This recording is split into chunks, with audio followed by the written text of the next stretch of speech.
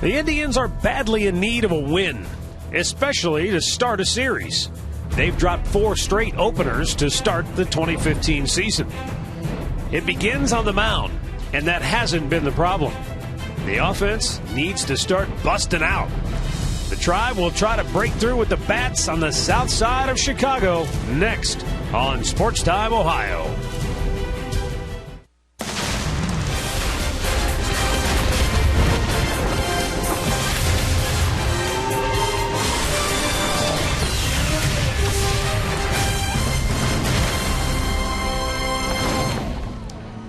It's a little cold, it's a little damp, but the Indians are hoping to heat up here on the south side of Chicago as they open a 3-game series tonight against the White Sox at U.S. Cellular Field. Hi again, everyone. Matt Underwood alongside Rick Manning. Trevor Bauer gets the start for the Tribe tonight. Wow, what a start he's off to. He's one of only 4 pitchers, Rick, in the last 100 years to, in his first 2 starts, have at least 19 strikeouts and yet only allow 4 hits. Well, Trevor had an 11-inning streak just stopped by the Chicago White Sox in his last start coming in the 6th inning. Got off to a tremendous start. The one thing he was doing early in his first 2 starts, a little command inconsistency. You know, that fastball was moving over, but he's been getting the strikeout. He has only given up 4 hits. Trevor beat the White Sox last week and John Dank, so hopefully he can get him started on the right foot today in Game 1 of this series.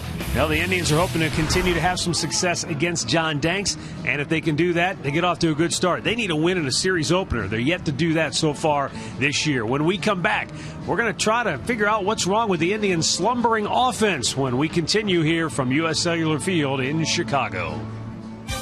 Cleveland Indians baseball is brought to you by W.B. Mason, the official office supplier of the Cleveland Indians. By McDonald's, I'm loving it. By your local Toyota dealers. Visit buyatoyota.com. Toyota, let's go places. And by the injury lawyers at Elk & Elk, proud sponsors of the Cleveland Indians. Call 1-800-ELK, Ohio.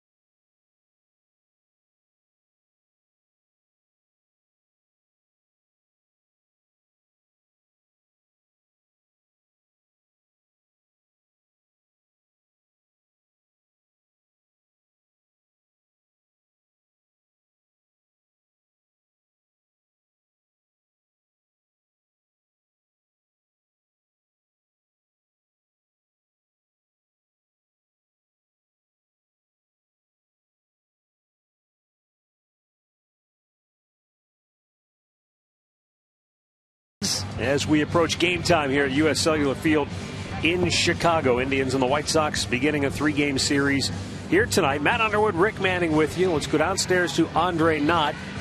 Andre, I'm thinking back to when I spoke to Jason Kipnis in spring training. We were talking about the defense, and I said, what can you do to improve it? He said, well, we can't get any worse. I almost feel like, and I know it's only 11 games, that's where they're at with the offense right now. That's a great point, Matt. The other point I want to ask you about is, where's the sun? Because I don't feel it down here. I can tell you that. Hopefully the sun does come out, and hopefully the bats get going. In opening games so far in series, they're hitting 179 with 7 runs. Now, when you talk to Terry Francona about that, he obviously brings up the guys that have been on the mound going against the Indians hitters. The other thing that he wants these guys to do, no matter if it's a lefty or a righty on the mound, is allow their legs to get underneath them. He says at this time of the year, you got to use your whole body. You always need to use your legs. And he says so many guys, they look up into the big jumbotron and they see their average and they see their runs and all that other stuff, and they want to pound the ball out and use their arms and muscle the ball out. He said, take a deep breath, use your legs, drive the ball with your whole body. Don't worry about what the scoreboard says. He feels like sooner or later they're going to break out. Now, does he hope that the breakout comes out like today? Now, yes, but he's trying not to stress it. He says he's not hitting the panic button. He's not going to do anything like that. It's too much consistency and too many guys with track records on this team at this point in time to worry. He's just saying he's being cautious. But you look at the lineup tonight, it's got a lot of different faces in there at a lot of different spots. Just wants to get them going because he feels when it does get going, guys, there wouldn't be a worry about that, and we can talk about something else. They just got to be themselves, Matty. That's all. Relax, and as you mentioned earlier, have fun. Well, Terry Francona is going to run out his 10th different starting lineup in 12 games already, and we'll take a look at that when we come back to Chicago with tonight's first pitch.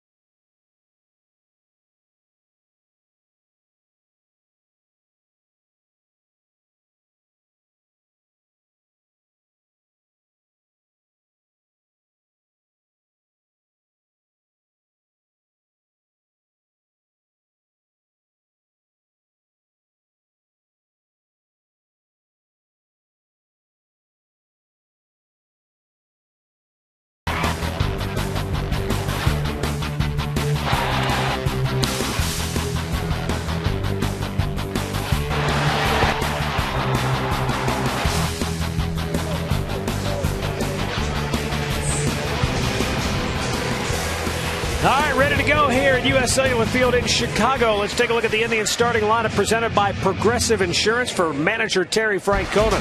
Jason Kipnis moves into the leadoff spot with Michael Bourne getting the night off. Mike Aviles will be in center field and bat second. Then it's Michael Brantley, followed by Santana, Rayburn, and Jerry Sands. Lonnie Chisenhall, Brett Hayes behind the plate hits 8, and Jose Ramirez will bat 9th. Our Northern Ohio Honda dealer's starting pitcher is John Danks for the White Sox. He is making his third start this year. Will be his first start at home. He is 0-2. This will be a rematch of last Wednesday's game in Cleveland, where Danks matched up against Trevor Bauer. The Indians won that game 4-2. And Danks has not pitched well in this ballpark against the Tribe. He's just 1-7 with an ERA of 6.4. So the Indians looking for good things to happen today. First pitch of the night in there for a called strike to Jason Kipnis.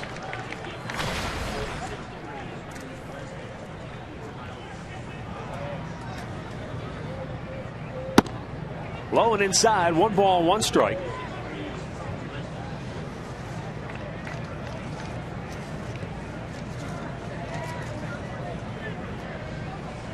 Now the 1-1. And a fastball throws it by him for strike 2.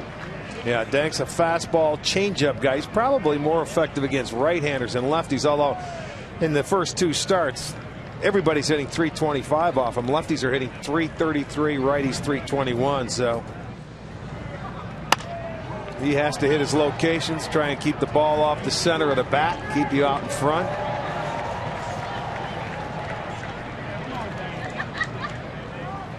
Well, Jason Kipnis has found a little comfort on the road so far this year, batting almost 300, 292 his average away from home. 7 out of 24. This has to be one of his favorite parks to hit in. You're not growing kidding. up from around here when you think about it. 376 average here at this ballpark. You know he loves it.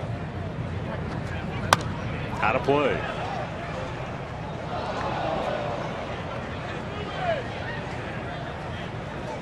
This is an offense, though, that I think, to a man, they're frustrated. They're upset. They're not happy with the way things have gone. Well, it's rare that everybody slumps at one time. To left field. And Melky Cabrera with the hood gear on makes the catch. Let's take a look at the defense, which is brought to you by Chrysler. In the outfield, it's going to be Cabrera in left, Eaton in center, Garcia is in right. Gillespie over at third, 3 errors this season. Ramirez is at short, Johnson at second, Abreu at first, with Soto behind the plate. Quinn Walcott will call the balls and strikes tonight. Eric Cooper, the crew chief, is down at first. Dan Bellino at second, Lance Barksdale at third. Mike Aviles taking a strike, getting the start in center field tonight. And a smash up the middle. Will it get through? Micah Johnson gets to it but can't make the play. And Aviles has an infield single with 1 out here in the first. Even if Johnson catches this ball, Matt, I'm not so sure he would have threw Aviles out. He tried to do the pop-up slide, but he forgot to catch the ball first. That's an in-between play. You're trying to rush it and get up. He knew he had to try and make it quick,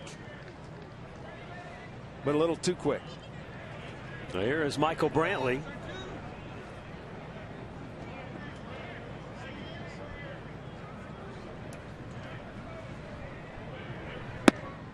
Outside, ball 1.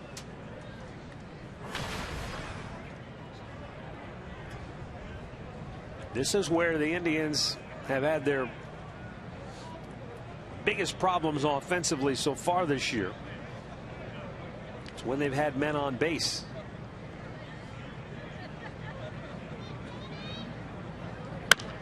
Popped up, foul, maybe playable. Gillespie, yes indeed, he's got room. 2 down. Our window system's game time temperature, a little on the chilly side, a pretty stiff breeze blowing in, 46 degrees, and a wind that's anywhere from 23 to almost 30 miles an hour. Not exactly ideal for baseball. Well, no, but it's what you get in the Midwest in the springtime in April. You're going to get a few chilly nights. It was very windy today in downtown Chicago. Here's Carlos Santana.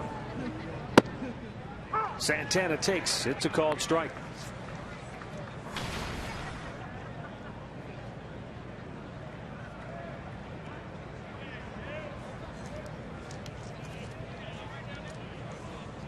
John Danks, the left-hander, delivers. And Santana shoots it foul out of play to the right. Our Levin player profile features Carlos Santana. Hit his 100th career home run yesterday. And you know, it might not seem like a huge milestone, but he was pressing a little bit. He wanted to get to that plateau, if you will, and he says now he's looking for number 200. Well, that's good. You're right. I'm sure knowing that you're one away, you try and do it. You know, you want to get it done, get it over with, and you can't rush it.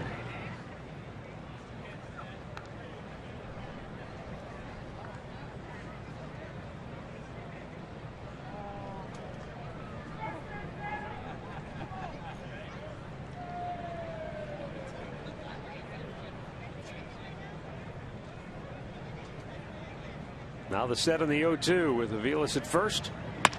Santana smashes one towards center, and Adam Eaton got a great jump on it. And the inning is over. No runs, a hit, one man left. The White Sox coming to bat when we come back.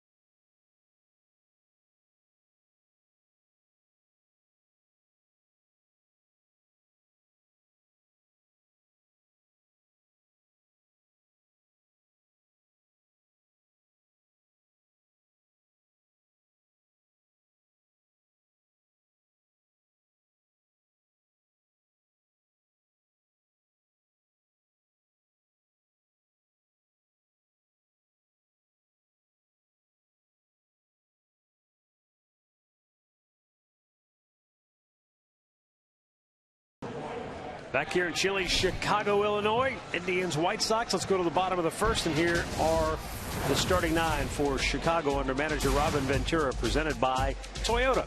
Adam Eaton, Melky Cabrera, Jose Abreu, Adam LaRoche will bat cleanup in DH. Avisail Garcia, Connor Gillespie, Alexei Ramirez, Giovanni Soto, and Micah Johnson will round it out. Well, the Northern Ohio Honda dealer starting pitcher Trevor Bauer for the Tribe. He's 2-0 after his first two starts. A nice 1.50 ERA. 19 strikeouts in his 12 innings, 9 walks, and just 4 hits. Fastball sails high. Ball one to Adam Eaton.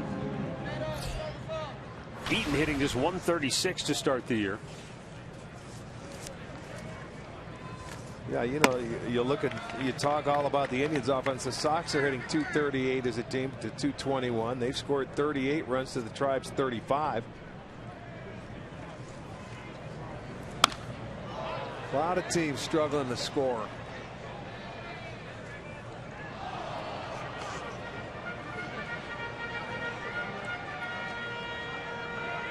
Robin Ventura in his 4th year at the helm here in Chicago. But what a makeover his club went through in the offseason. And now high expectations in 2015 for this club.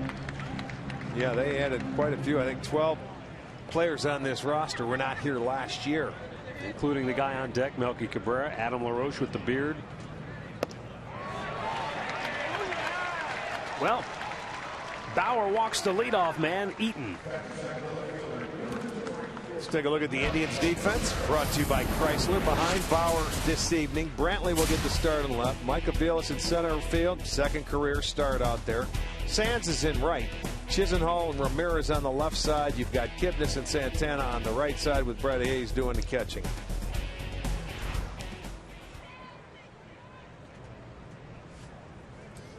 Here is Melky Cabrera. Upstairs, ball 1. And this has been, some of Bauer's problems early in a game is commanding the fastball.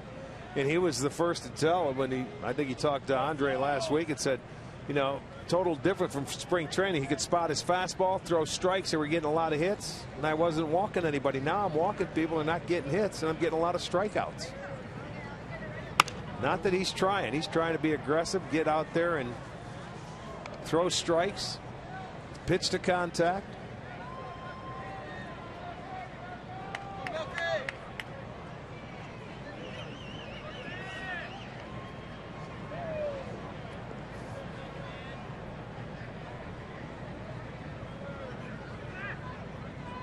The 1-1. Swing and a miss by Cabrera. Nice pitch. He also held the ball for a long time, and you could see Adam Eaton was a little jumpy at first, but never was able to take off. That was a split. That was a nice pitch. He has a variety, maybe 7, 8 pitches. So you have to really pay attention to watch the slider, the curveball, the changeup, the split. And some of those pitches he'll throw a couple of different ways, so that's where you get the inordinate number of pitches that he throws. Yeah, that's funny. A couple of different sliders, a couple of different curveballs. And changeups when he talks about it, when he showed us the last time on pitch grips. It was a half-hour special. There's the 1-2. A little bit high for Cabrera.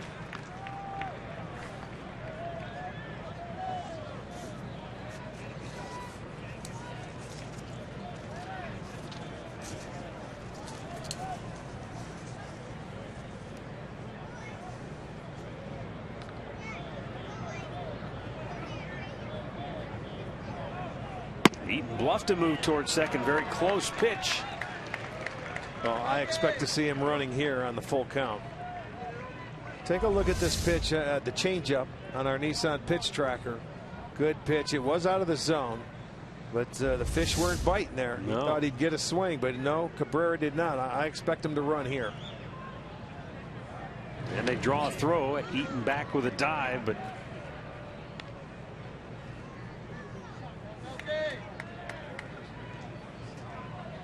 we'll see if that takes any starch out of Eaton. Cabrera's such a good contact man.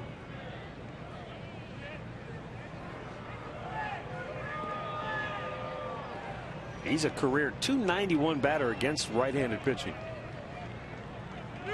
3-2 runners not going. Not go. That surprised me. Pop up into foul territory. Brantley gets there to make the grab. That stayed up there quite a while. I didn't know if Brantley was going to get there, but he was able to run it down. All right, here's the keys to the game, brought to you by Wayside Furniture.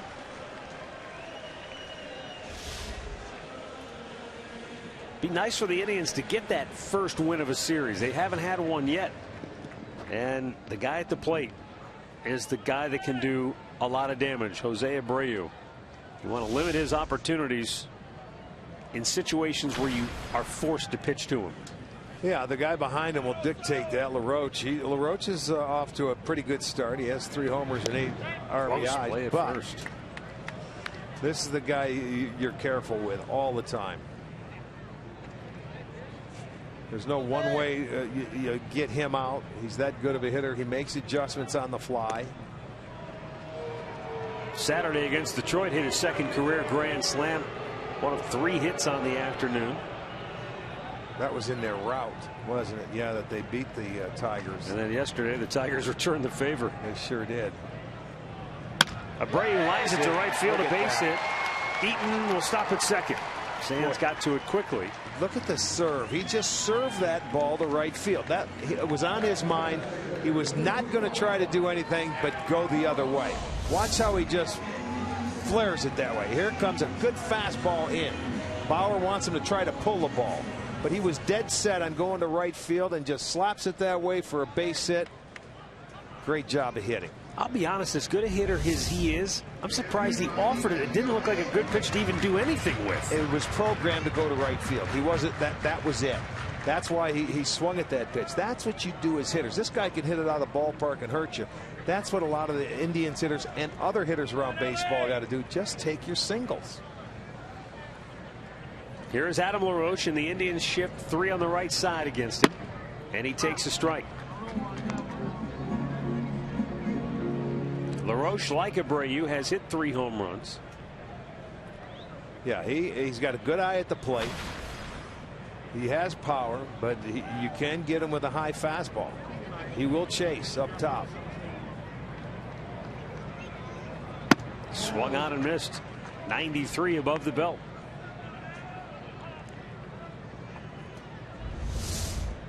See, they wanted it away. This one, he just challenged him, but he got it by him right there, and he'll go as the count gets higher. He will climb the ladder.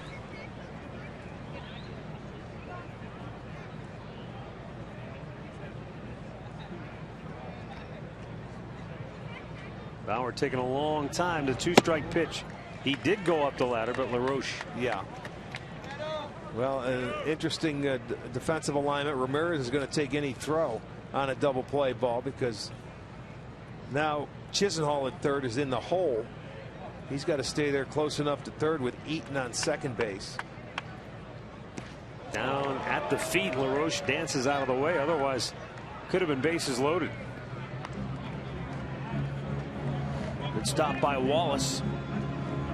Or Brett Hayes getting the start behind the plate today, as Roberto Perez gets the night off. Hayes came in yesterday late in the game. Now the 2-2. Swing and a miss. Took something off and strikes him out. Might have been a changeup. It was a good changeup too. You had him out in front. Very good after he skipped one down. Let's check out the sequence that Bauer attacks LaRoche with. Starts him out with a nice little 2-seam fastball, strike 1. Boom. 4-seamer, swings through it.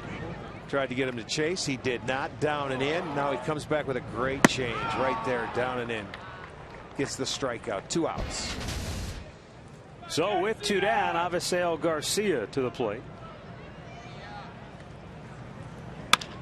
Weekly tap towards short. Ramirez will go to first, and the inning is over. No runs a hit, 2 men left. We are scoreless after 1 in Chicago.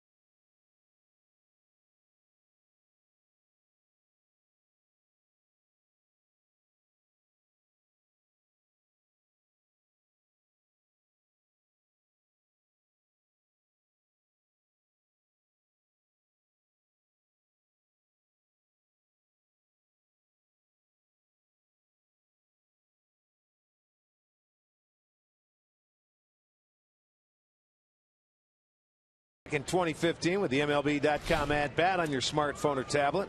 You can stay connected with live radio, broadcast, stats, breaking news, and more. Download the MLB.com at bat, the #1 app for live baseball.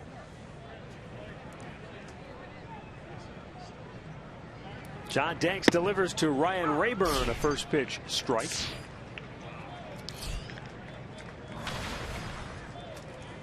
Rayburn leads the team with 3 doubles. And a swing and a miss. It's 0-2. Well, he has the biggest track record against Danks of anyone. He has 44 at bats coming into this game and 15 hits. So comes out to a .341 batting average. Has a pretty good idea. Back out of play. Rayburn just celebrated his 34th birthday on Saturday.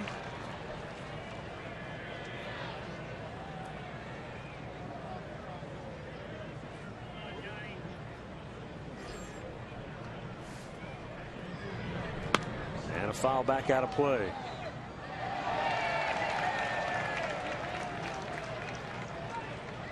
Funny how age is a relevant thing to the beholder. I remember when 34 seemed really old. Now I look at 34 and think how young it is, and yet in baseball terms, it is old. Yeah. Well, you're right. When you're a young athlete, your body makes changes when you hit 30. You know, when you're playing this game on an everyday basis. Back in the day, I'm talking back in the 30s, or the 60s, 70s, the 80s. At 30, you were done pretty much. They felt that was over. With the way conditioning and programming and health and the way you eat, it's a little different now. They can last a little bit longer. Well, and it's why Ryan Rayburn has been able to stick around to this point, because he's been able to adapt to his role from the everyday player to being either a matchup guy or pinch hitter, whatever that role may be. Tough for young players to accomplish that role. That it is true. But a lot of that too, when you can play into your 30s and into your late 30s, a lot has to do with genetics and how good the bloodlines of your parents, Omar Vizquel was still rolling at 34 as an everyday shortstop. Right. I mean, there are some guys you just look at them, you scratch your head. How in the world do these guys stay just to be able to run out there every day, let alone perform at a high level? Well, there's some guys that are just blessed with God-given body. Think about Kenny Lofton. I mean, he looks the same now. Yeah. 3-2, Rayburn tees off. Goodbye. Deep into the lower deck in left field. Rayburn's first home run of the year gives the Indians a 1-0 lead and a much-needed jolt early in the ball game. Well, Rayburn's best numbers as far as average home runs, RBIs, have been against the White Sox. Boy, and he tattooed that pitch. John Danks' fastball, and he will give the Indians a 1-0 lead. Wow. How about the sound on that? Second homer Danks has given up, and for Rayburn, it's his first. Well, here's Jerry Sands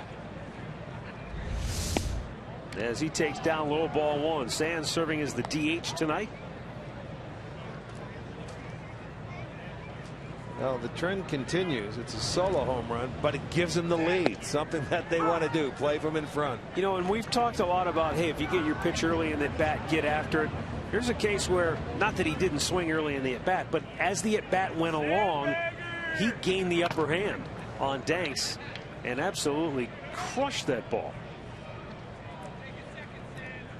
Now, whether that's a product of him seeing enough pitches or just getting the timing down or whatever. Seeing the fastball. That's his 4th home run off John Danks.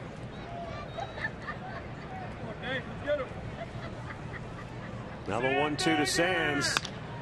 Lifted in the air. Right center. Eaton, the center fielder, calls for it. 1 away. Now, you look at the pitch and let's see how much of the plate it has. I mean, it's right there. And you know what? When you put a decent swing on a guy, he had an emergency swing on a breaking ball down and in that he fouled off. You make a mistake like that, you're going to get burned. Because John Danks is not a flamethrower. He's got to locate. Lonnie Chisenhall takes a strike.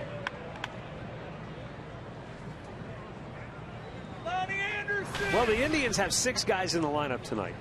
Some of them, like Rayburn, have long and storied track records. Some do not. But 6 of the guys in the lineup have a career average of .285 or better against Danks. So that plays to your confidence level. Well, you know, you do feel comfortable when you've beaten a guy a number of times and you've had success. He has to make adjustments to try and get you out as compared to you having to make it. Chisnall with a bouncer to second baseman Micah Johnson. 2 down.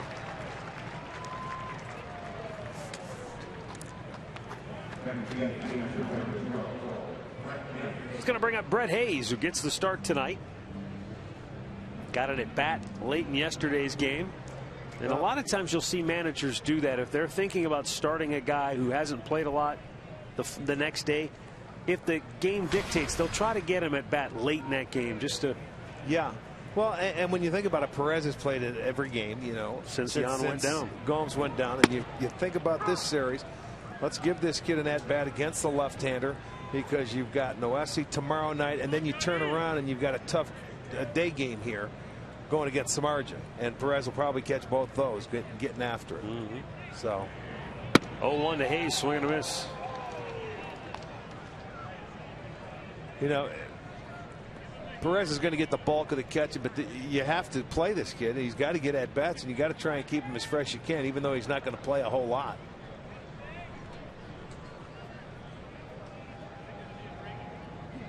Danks with the 0-2, and Hayes shoots it back to the screen. You know, it's funny because you get into spring training and everybody plays. You know, you get 2 at bats, you take them out, you do this, and then once that stops, if you're not a regular, you're not going to see regular playing time, especially with off days and things like that. So you can get rusty in a hurry. Swing and a foul tip held on by Soto to end the inning. But Ryan Rayburn, blast off. Indians take the early 1-0 lead.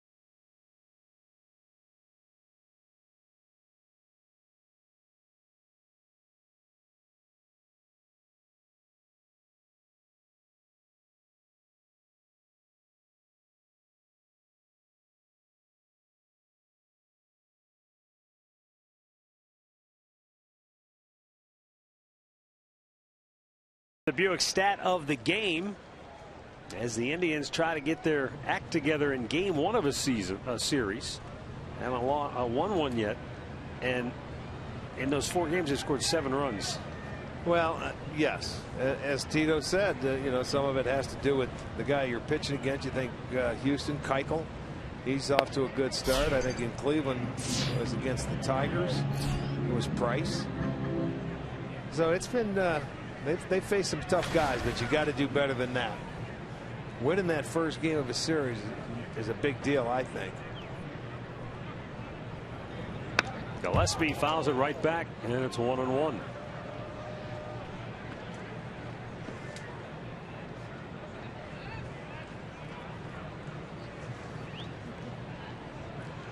The Sox last year played the Indians pretty well in this ballpark. They won 7 out of the 10 games they played here. Boy, really blew it by him there. Rick, it's hard to figure, and I know no two seasons are ever alike, but 2 years ago the Indians steamrolled the White Sox, and then last year they couldn't win here, but they beat them up at home. Go figure. Yeah, every year's different.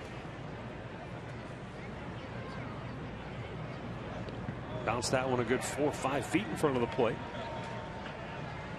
Spiked that curveball down in front of the plate.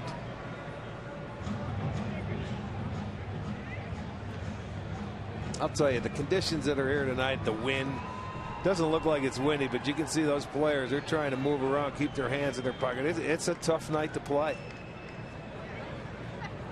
Swing and a miss. Gillespie strikes out. Second K for Bauer. One away here in the second inning.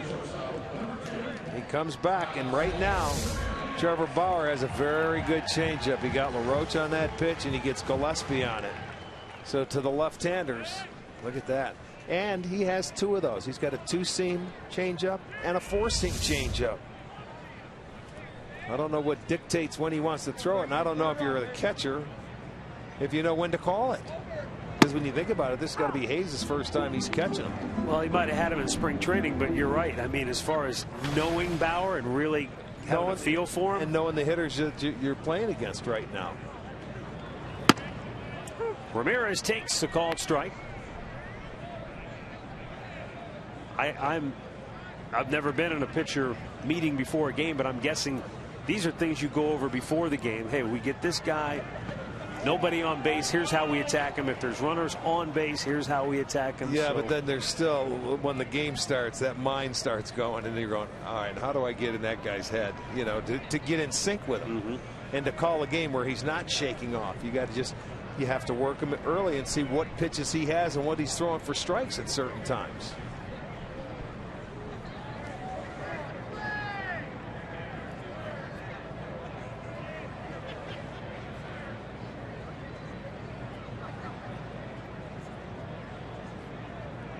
Now the 1-2.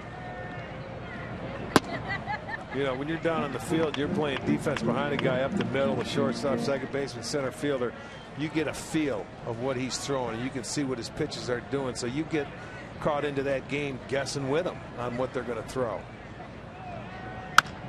That's over off the facing of the Tribe dugout. Now, when you're in center field, especially after you've had some experience and you know a certain pitcher, can you work off once you see the catcher set up, kind of get an idea of what's coming? You pretty much have an idea, and the hitter and the situation, who's on base and what counts. You get a pretty good idea when you know the pitcher. And plus you can see how he's worked his way into the game and what he's throwing.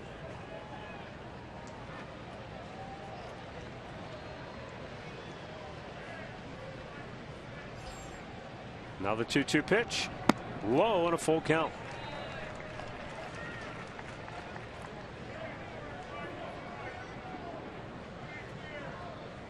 Giovanni Soto waits on deck. Bauer wants to get rid of the napkin. You know, when Trevor Bauer first came up, he had a tough time commanding the fastball, and that's what Callaway and Francona always stressed. You know, throw the fastball. They wanted him to throw it more. When he fell behind, he would throw he always was very good commanding off-speed stuff when he's behind in the count, and that's a tough thing to do when you're young. He's fighting his way through and trying to find that fastball right now, but he still hasn't been able to command it yet. That's probably why he's thrown so many pitches already. Swing and a miss. He gets another strikeout. Go with the slider. Back-to-back Ks here in the second. 3-2. There it is. There's the breaking ball. He gets him to chase it. And when you look at his off-speed pitches, the way he grips it, you can see his curveball, top left, his slider, a little bit different, coming right over the top. The changeup, and that's the four-seam changeup on the left, and he also has the splitter. Murph said there were more pitch grips to show you, but we can only fit that many on the screen at one time. Yeah. Well, it's interesting listening to him when he described it. You know, the last time we showed it when we were in Cleveland, I was like, it's interesting. Well, I also have a two-fingered changeup, or a two-seamer and a four-seamer, and I'm thinking, are you kidding? But he does. They do different things.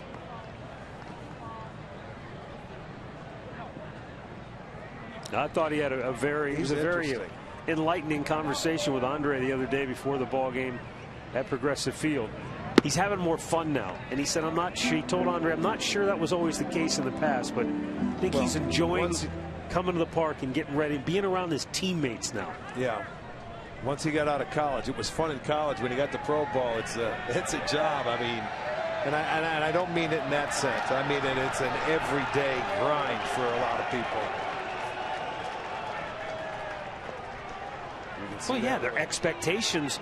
It's not so much, oh, that's okay, get him next time. Expectations down. You don't do a good job, you get sent down. Yeah, you're not pitching once a week. You're pitching once every 5 days for 6 months. He's 2-2 now to Giovanni Soto.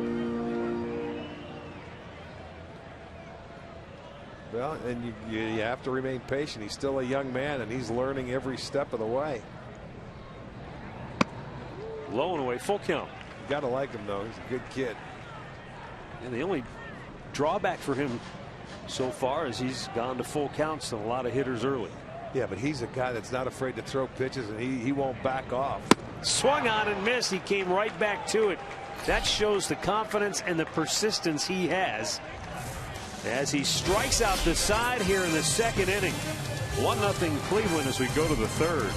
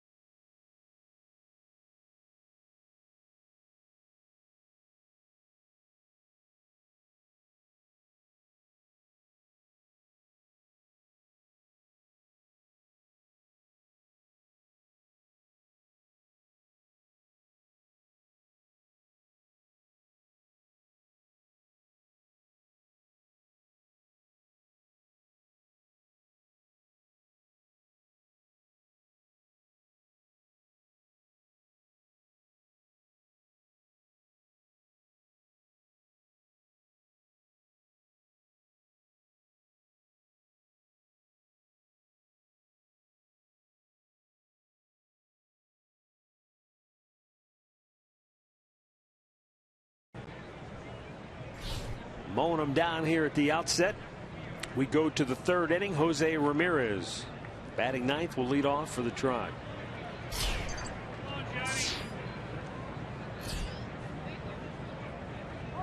Tag steals, great bunt by Ramirez. Barehand grab, throw, and he did get him by a quarter of a step. He was in midair, getting ready to slap that foot down on the bag when the ball settled into the glove of Abreu. I like the idea here. Ramirez leading off the inning. Danks jumps off the mound, barehands it, and makes a good throw. He didn't rush, didn't try and do too much. He was able to get Ramirez by a half a step. Good idea, though.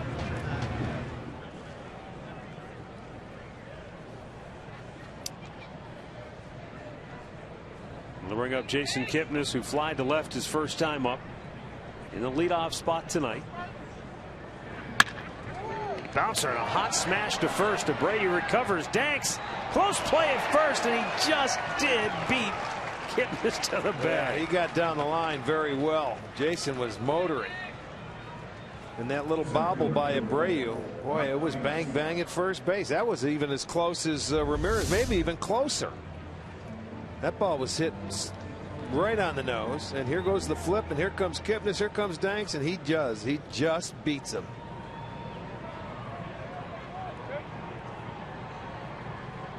By a whisker, but Eric Cooper was right on it, made the good call. Tough break for the Tribe. 2 down. Mike Aviles to the plate. Mike with an infield single his first time up.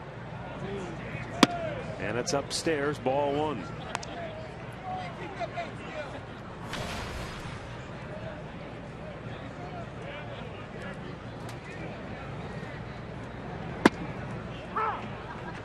That'll leave it up. 1 ball, 1 strike.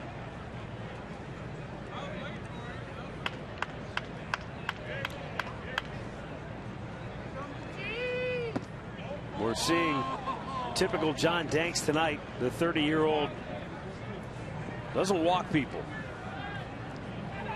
Last year was an anomaly. He walked 74. That was 3rd most in the league. 2 years ago he walked 27, and that's normally about where he's at. Yeah. And to this point he's walked 3 on the year, but you're right, he can't afford to walk guys.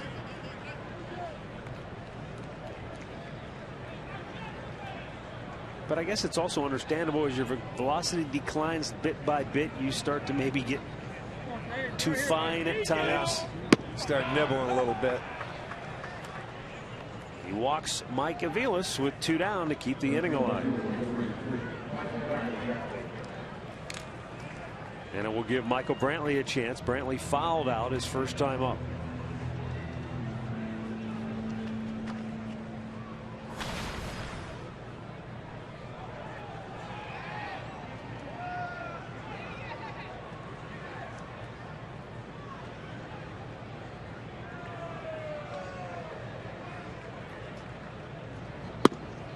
And it's low, ball 1.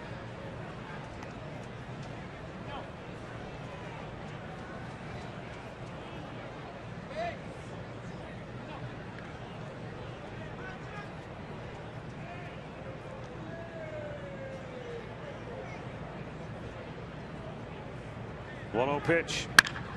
Rocketed to deep right field. That's going to be over the head of Garcia. It'll one-hop the fence. Speeding into third base is Aviles. Sarbaugh's going to wave him home. Here's the throw from Micah Johnson. Not in time. Into third, and safe is Brantley. It's a 2-0 Indians lead. Aggressive base running and coaching on that play as the Indians take advantage to score a 2-out run here in the 3rd. Well, that was just a great job by Mike Aviles at keeping his head down, and he busted it all the way. And by the time that ball came in from right field, Sarbaugh says, keep going. See, his head's down. Come on, come on, come on. You're going. The pump fake by Garcia. I'm not sure what happened there, Rick, but that's what told Sarbaugh go. Yeah, when you see that ball, you have to get rid of it. That's going to be our McDonald's. I'm loving it. There you go. Put your head down, keep right on running, because sometimes that third base coach will not stop you. Why he double pumped, I don't know, but that's just good hustle. You get Brantley an RBI. He ends up on third base. And it's another run for the Indians. Carlos Santana takes the ball in the dirt. Yeah, as an outfielder, your job is to get to the ball as quickly as possible, get it, get rid of it as quickly as possible. But that double pump, and I'm sure you ask Mike Sarbaugh after the game, he'll say that's why I sent him. I wonder if Garcia, when he first looked up, he just didn't pick up his cutoff man. Santana, big swing, comes up empty. 1 ball, 1 strike.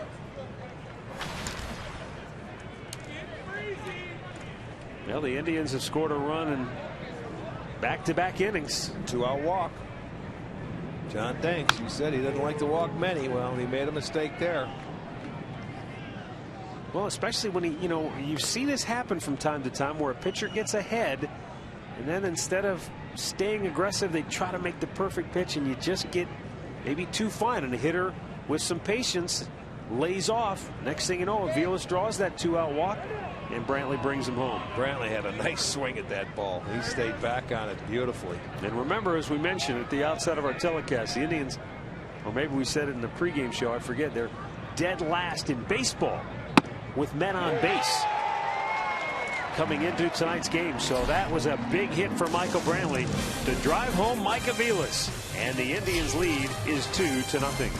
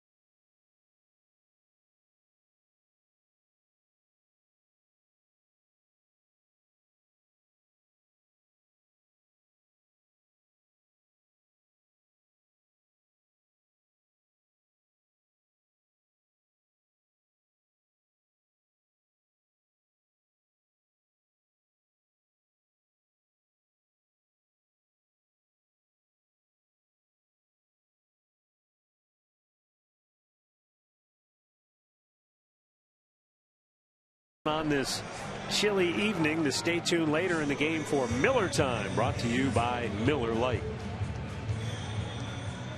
2-0 Indians lead it. Bottom of the third. Our Kia in the driver's seat features Trevor Bauer tonight. He punches out 19, allows 4 hits or less in his first 2 starts. In the last 100 years, he's one of 4. Look at those names. Ryan, Kershaw, and Harvey. Pretty good, huh? Not too shabby a list.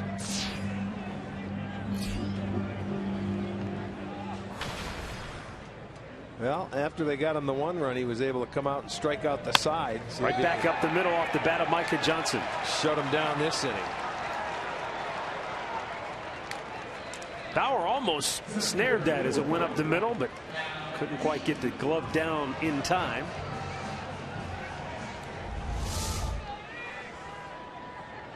Well, there's a pitch right there for him to hit. Now, not close. That thing goes, ricochets off the side of the mound into center field.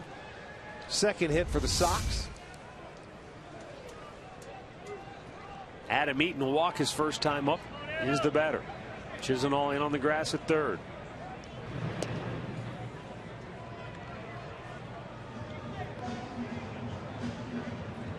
White Sox not a team blessed with good speed. They have stolen 3. They've been caught 3 times as well. When you're not hitting, you certainly don't want to get thrown out on the bases. A little bit low. Ball 1. Eaton, a guy that can handle the bat. You save him that hole between first and second if you keep him there. Or unless you get into a count that you feel you can be aggressive. 2-1.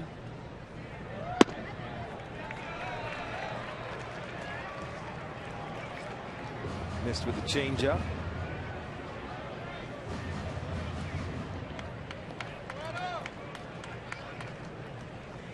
Two balls, no strikes for Eaton.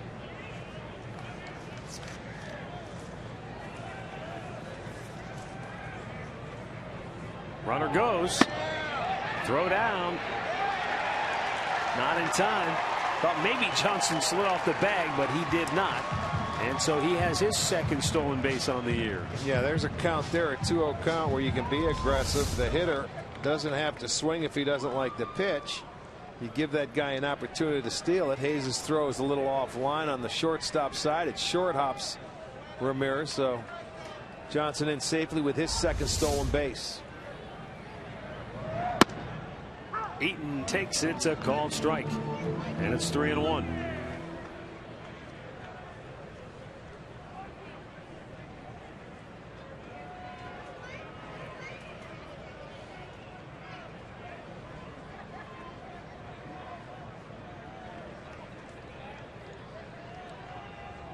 Pitch. Fastball right over the inside corner, and it's a full count. Eaton had already given up on it before that ball was halfway to home plate. Well, either that or he was just taking all the way trying to get a walk. But you get 3-1 count, you get a runner in scoring position, you look for a pitch you can drive, and that looked like one he could. Payoff pitch. Popped him up, foul, out of play. You know, even if you're a leadoff hitter and you get into a situation where you got a man in scoring position, why not sit on a pitch and get after it? Obviously, he wasn't looking for where it was that Bauer threw that pitch.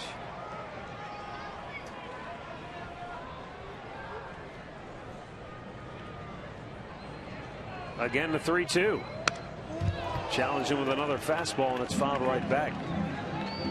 Interesting in that for Adam Eaton, a left-handed hitter, in his career, he's batted better from an average standpoint against lefties than he has righties. .292 hitter against left-handers, .267 against righties. This guy's 6 for 10 in his career against David Price. How about that? Go figure. Popped him up again, back out of play. So that's 3 straight foul balls off the bat of Adam Eaton, after he was sitting pretty with a 3-1 count.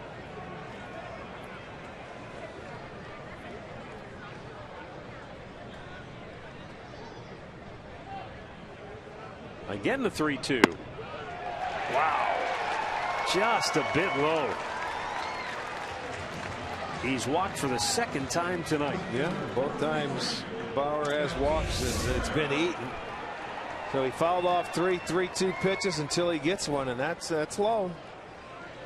So Chicago now with a good start to this inning. The 9 and number 1 hitter on base, setting the table for the big boys. Melky Cabrera fouled out, his only time up. That was a 10-pitch at bat for Adam Eaton.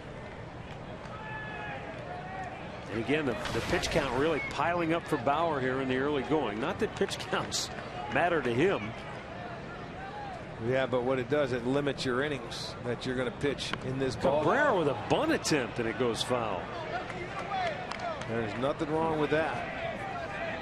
When you're Cabrera, you're hitting, say, 260. You're not swinging it that well. Try a bunt. Chisenhall was back at third base, if you think about it. He's coming in even with the bag now.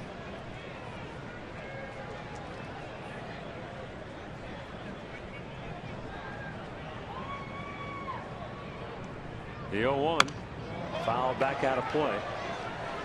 Originally, Carlos Carrasco was scheduled to pitch tonight. Bauer was going to go tomorrow, but they flip-flopped him to give Carrasco an extra day's rest. And they asked Bauer if he was okay with that, and he said he was fine with it. As Mickey Callaway said, he'd pitch every other day if he let him. Yeah, he's on his regular day's rest. So.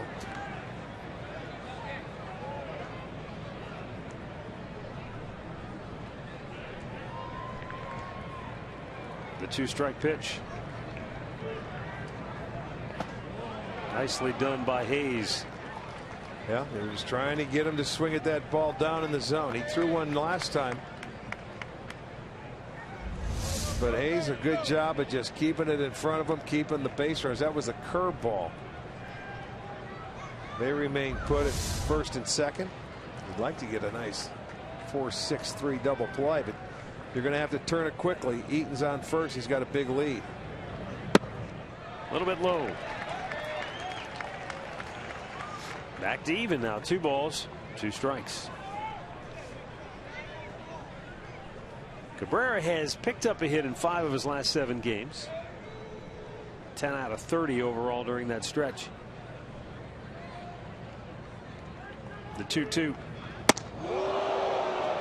Wasn't really that up and in, but it is a full count. Yeah, another full count.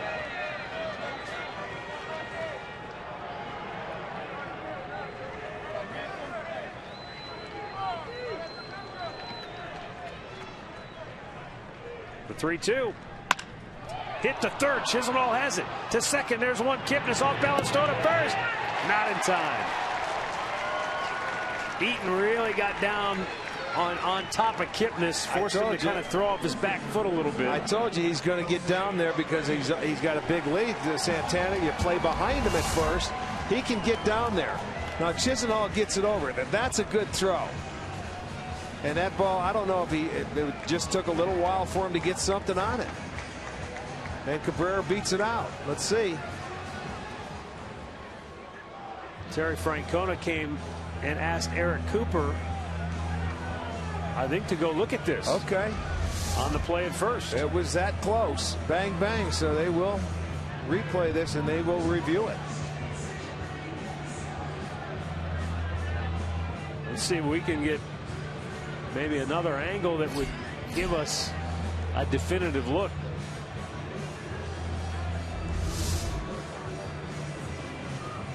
The foot is in the air. The ball is in the glove. He's out. God, that's a tough foul. I can't see the foot on that white base. It's still in the air, isn't it? Yeah, he hasn't come down on it. It's in the air. That looks like it. You might be right. It's hard to tell.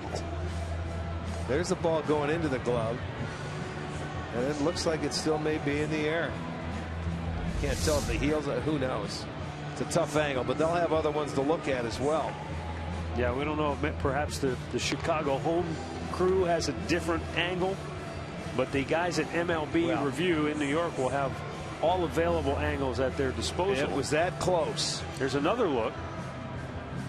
This one's a little harder to tell, but I think they got him. Well, you see What's where the call that on the heel field? comes down. He goes out. He's out. Yeah, good call. They turned it. Beautiful. That's a big play. I know Jason Kipnis is happy. He got it over there. And I mean in the nick of time. That's a good review right there. Call is overturned. Beautiful. Double play.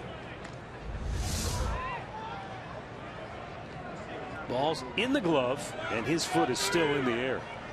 Good call. And a great challenge. Great job by Greg Langben to get word to the dugout to take a look at that and go out and challenge it.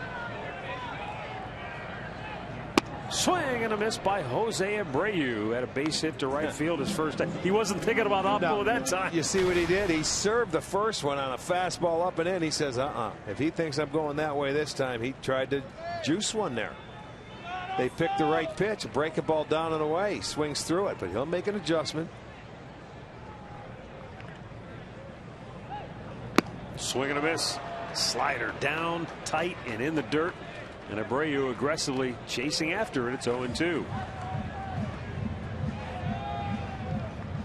Micah Johnson is the runner at third base with 2 down.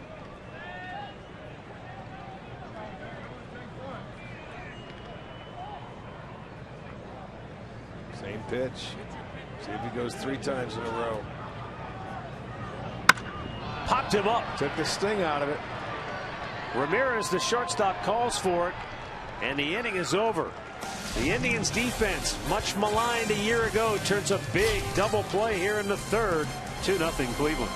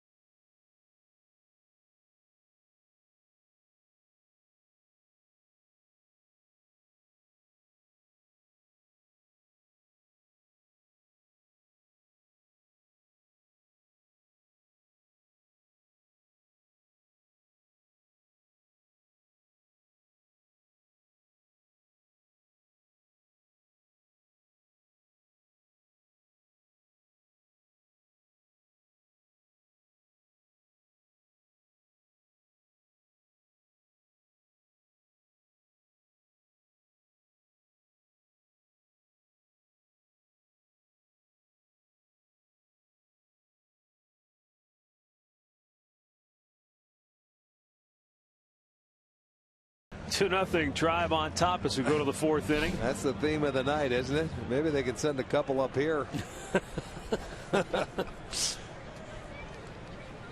We wouldn't turn them down, that's for sure. No siree. Ain't too proud to beg. Ryan Rayburn leading off. Homered leading off the second inning. And it was a no doubt about it blast to left.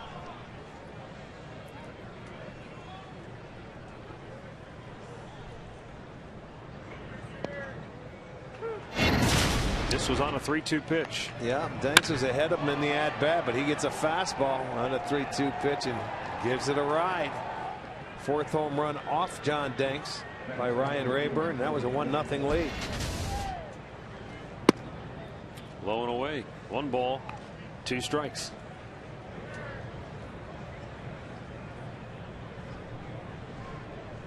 How about that? 4 off Danks, the most for Rayburn against any opposing pitcher.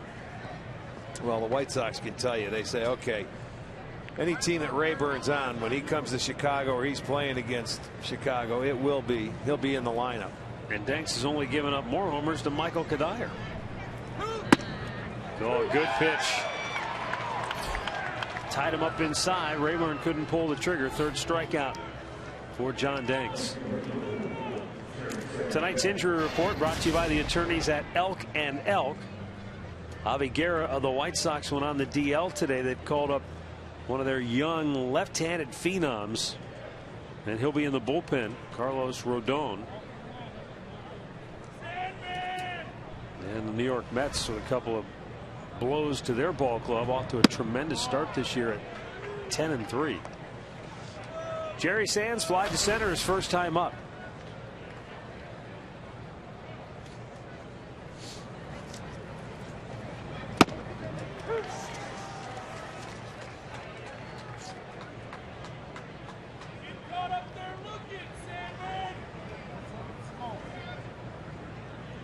Carlos Rodon, by the way, was the third overall pick in the draft just 1 year ago.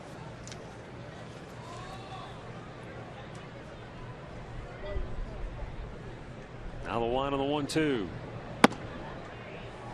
That's kind of the pitch he went to get Rayburn, but that one was a little bit high. That's a pitch that he has to throw for strikes, that in under the hands of the right-handers and get it in there to keep his changeup. That pitch there honest. He did not go, says first base umpire Eric Cooper, and Sands has worked it to a full count.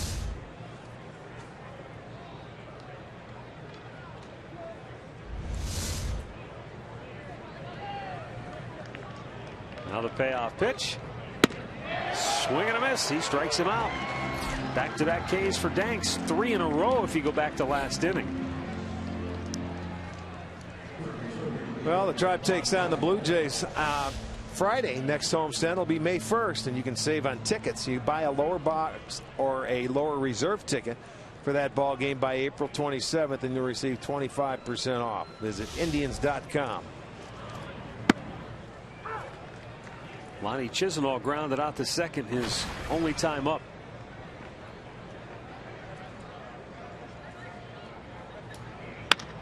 Pops this one to center. Adam Eaton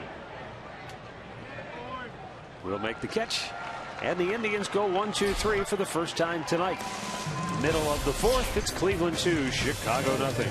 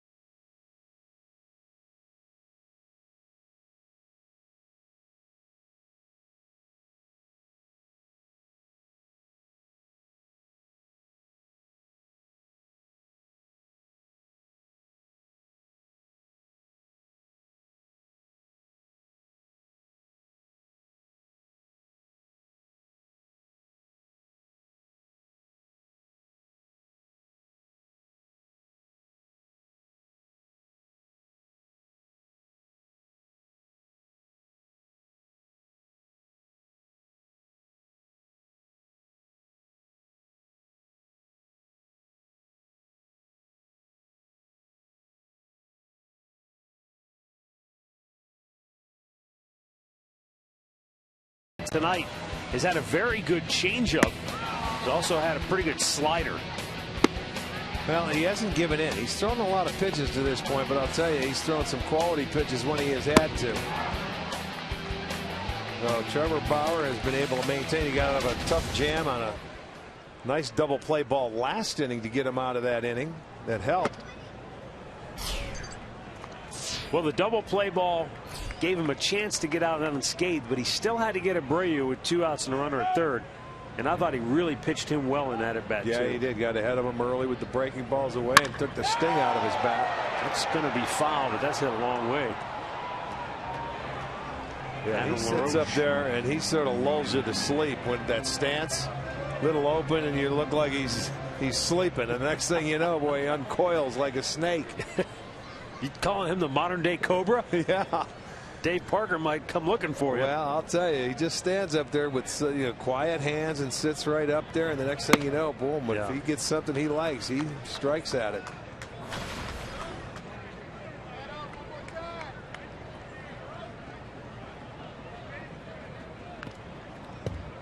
Did his dad ever sport that kind of beard when you were teammates? No.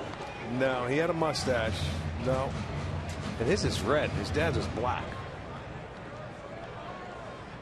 So he must have his mom's traits when it comes to color of hair. The 2-2. Swing and a miss. He elevated the fastball and threw it by him. His 5th strikeout of the night. All 5 Ks have been swinging.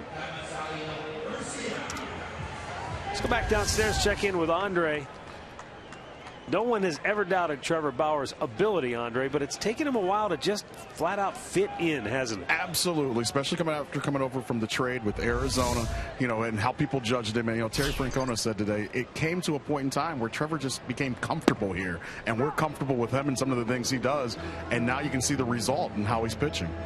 Well, they were very patient with him. You know what? We get caught up. If somebody does something that's outside the norm, we're so fascinated or we're so obsessed with, well, he's weird. This guy's, it's okay to be different as long as, and Terry spelled this out to Bauer when he came over, you can do whatever you want to do, but you still have to do everything that everybody else does. Yeah, that's right. Well, that didn't work in Arizona. And thankfully it didn't, because they wanted to give up on him, and they did, and the Indians got him. He made Garcia look silly. 3 pitches, and that was quick. That's 6 strikeouts now for Bauer. Let's look at this on Wendy's slow motion replay camera right here. A good slow hook. Has him so much out in front. Now Bauer faces Connor Gillespie, who struck out his first time up. And a foul off to the left into the Chicago dugout.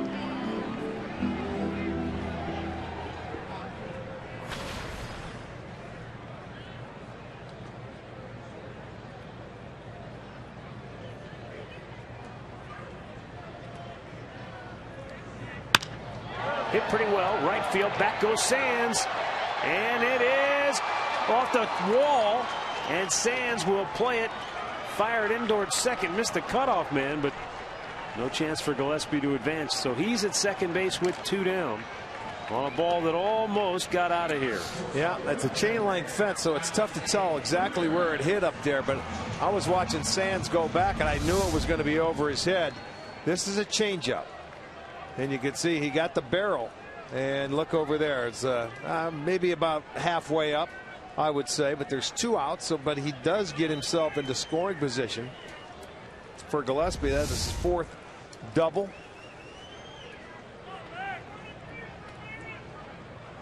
Alexei Ramirez struck out his first time up.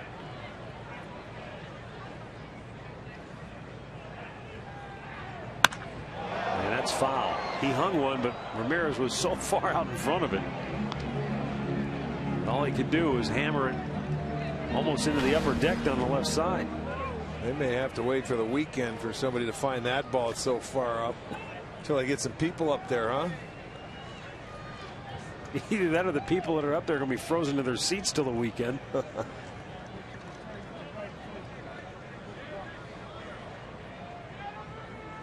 Bauer deals, and the fastball is low.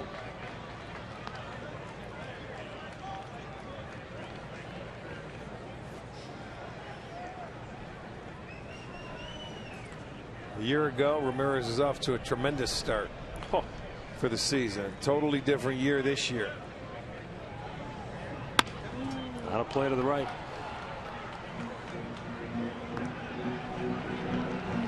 He was hitting everything in sight.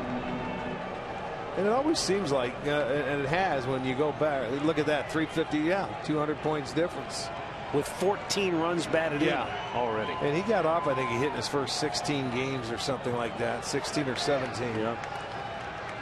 We always play the White Sox early in the year. For whatever reason, it seems like we always gone back. Remember Burley when he was here, he had the play of the year on opening day here. The flip between his legs. Oh, Eric Cooper punches out Ramirez. Alexei can't believe it. White Sox fans are booing, but he is out and the inning is over. Trevor Bauer with his 7th strikeout of the night. It comes on a check swing, and the Indians still lead it 2-0.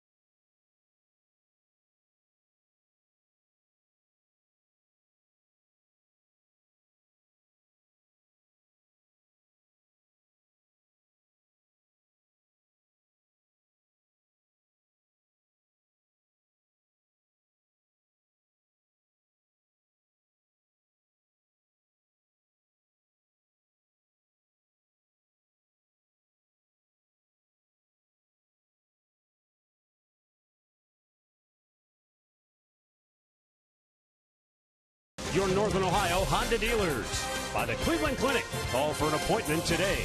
And by the game-changing all-new Ford F-150. The future is tough.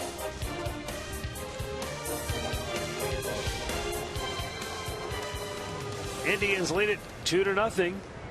We roll on to the 5th inning. Brett Hayes, Jose Ramirez, and Jason Kipnis due up for the Tribe. Brett Hayes struck out his first time up.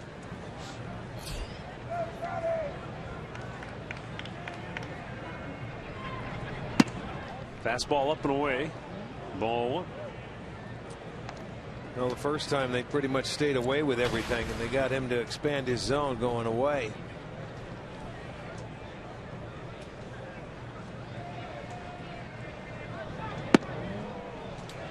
That's his bread and butter right there. The changeup, down and away.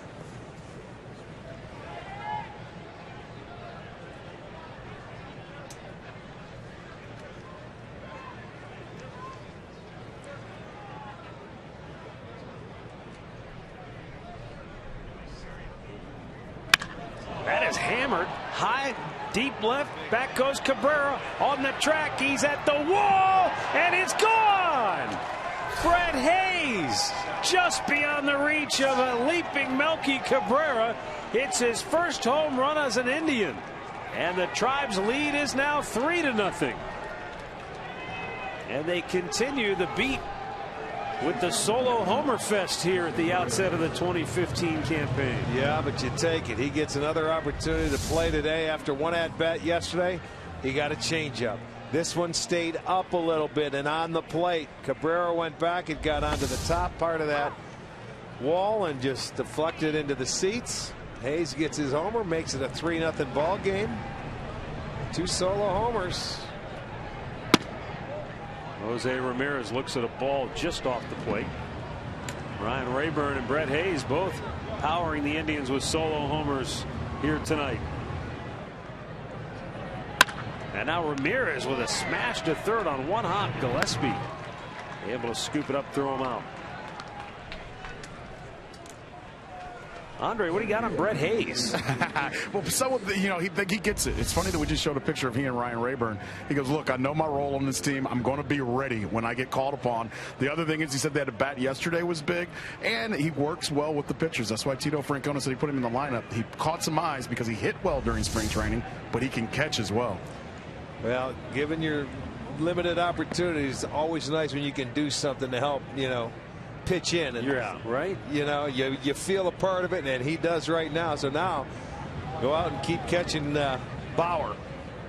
How many catchers you suppose have heard that over the years? Anything we get from you offensively is a bonus. We just want you to catch and do a good job behind the plate. And they're like, you know what, I'm tired of hearing that. I want to do some stuff with my bat too. I want to be a part of this and have an impact in the game. It makes you feel a lot better when you do have one, and you can add to the offense. You know, so he could have a great game today. Let him keep calling Bauer's game, and he's already pitched in offensively. Jason Kipnis 0 for 2 so far. Sends one high in the air, left center. Eaton on the move. The center fielder makes the catch. 2 down. Time now for a Mazda game break. We'll go back to the studios. Here's Al Pawlowski.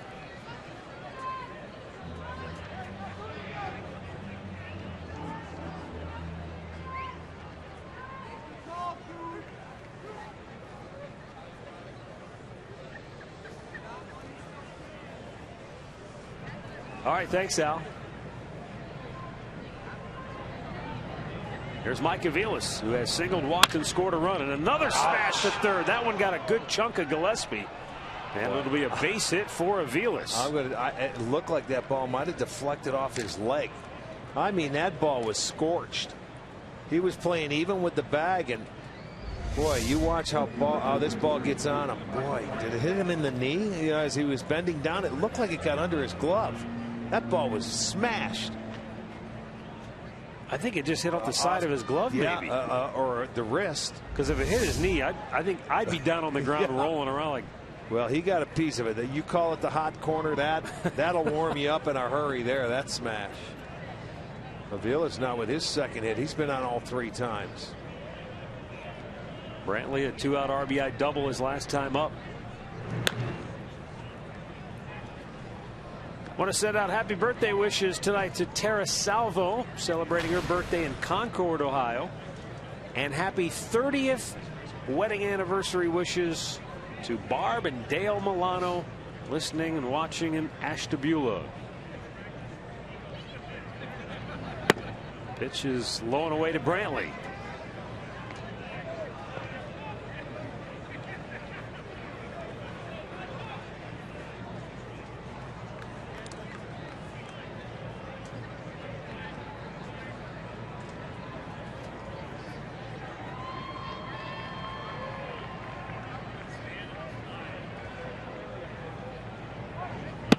Aviles was bluffing towards second, took about 2 or 3 strides that way. Either that, or if he was trying to run, he realized he didn't have a good jump and stopped, which was a good idea.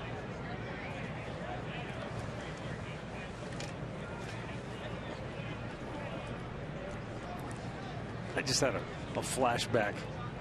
About what? Because it must have been funny, sure.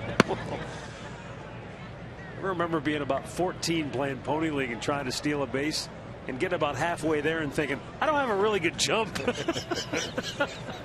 But you can't go back when you're halfway there. Flashback to Little League. Wow. Brought back some memories. Man. We'll discuss it after the game. I was never very fast to begin with. The only time I stole is when the ball went to the backstop. Oh, that's good. 2-1 count for Brantley with 2 down, and Mike Aviles, the runner at first. Dank's paying a lot of attention to him because Aviles was able to bolt all the way from first and score when Brantley doubled in the third. Yeah, he had his head down, and a double clutch from Garcia out there. Into the glove of Abreu, ends the inning. But the Indians have scored 3 out of the 5 innings here tonight. Brett Hayes with a solo shot to left. 3-0 Cleveland.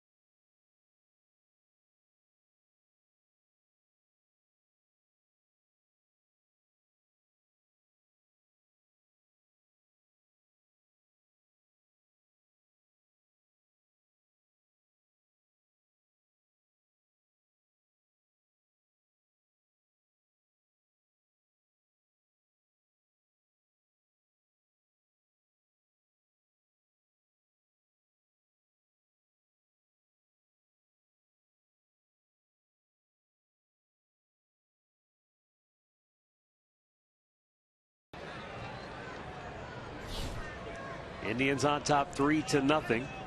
Bauer has pitched 3-hit shutout baseball through the first 4. He has struck out 7 more. So 26 Ks in his first 16 innings on the year. Stay in here. Carlos Santana. 1 away.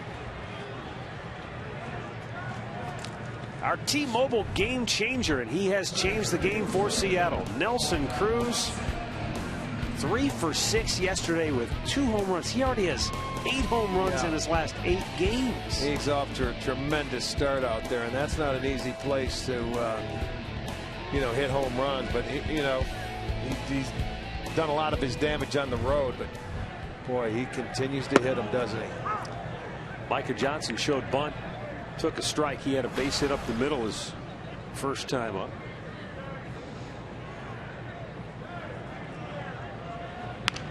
Oh, really jammed him.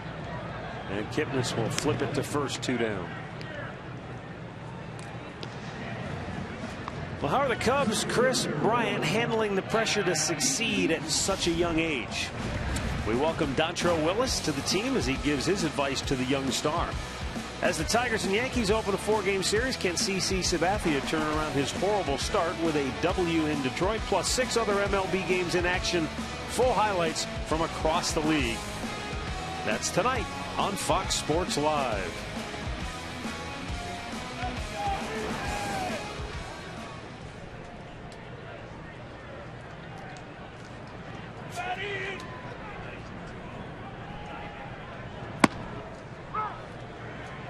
Adam Eaton has walked twice so far in the ballgame.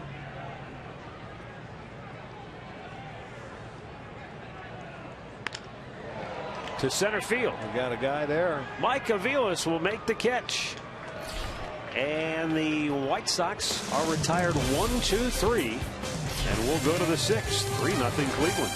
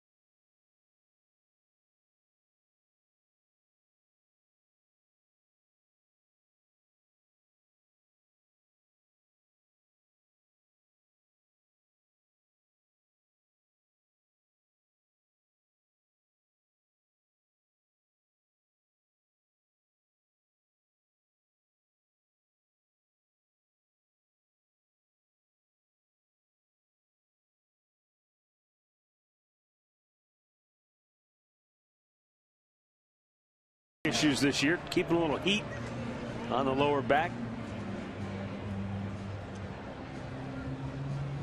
Yeah, got to keep it loose, man. I feel bad for him in the sense that you want to know, you want to have, as an athlete, I think you want to have some peace of mind. Why is this happening? I don't think anybody's really been able to pinpoint why he's had, the lower back pain that locked him up and forced him to miss 6 games already. The unfortunate thing, when you're an athlete and you have to play every day, you don't get time off to rest it. And he could rest it a little bit, but there's no time off, so you just got to just ease into it. Sometimes you play with a little bit of pain and a stiff back and sore arms and muscles. Carlos Santana looks at a ball in the dirt. I thought this was an interesting quote from Santana. He said in the series against the Twins, in which he did hit his 100th career home run, but he was only 2 for 13. And normally he really plays well against the Twins, especially in Minnesota. He said they changed their approach against him. Pops this one in the air. He said, normally, when I'm in an off-speed count, they throw me off-speed pitches.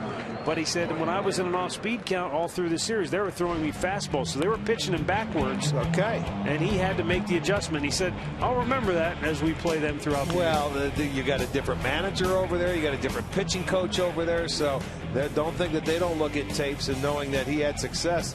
They made the adjustment, and it's good that he's going to remember, because now it's going to go back to him to make an adjustment in the situations. When you burn them a couple of times after, you look for a changeup in certain counts, it'll be different. Santana upset. That was our great clip of the game, though, from yesterday, and certainly one of the very few positives to come out of that game. Rayburn pops it to right. This is trouble. Garcia on the run. He can't make the play. He got leather on it, but it rolls into foul ground, and it's going to be a double for Ryan Rayburn, and he's 2 for 3 tonight. Yeah, you said he had a long way to go, and he caught up to it. He just couldn't hold on to it.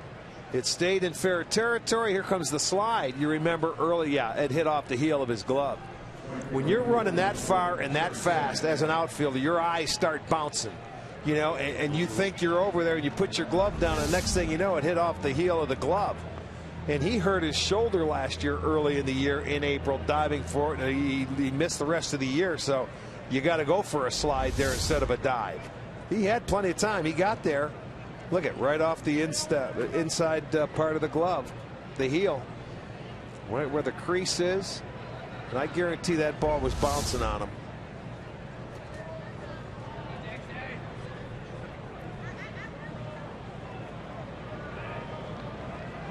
Jerry Sands 0 for 2.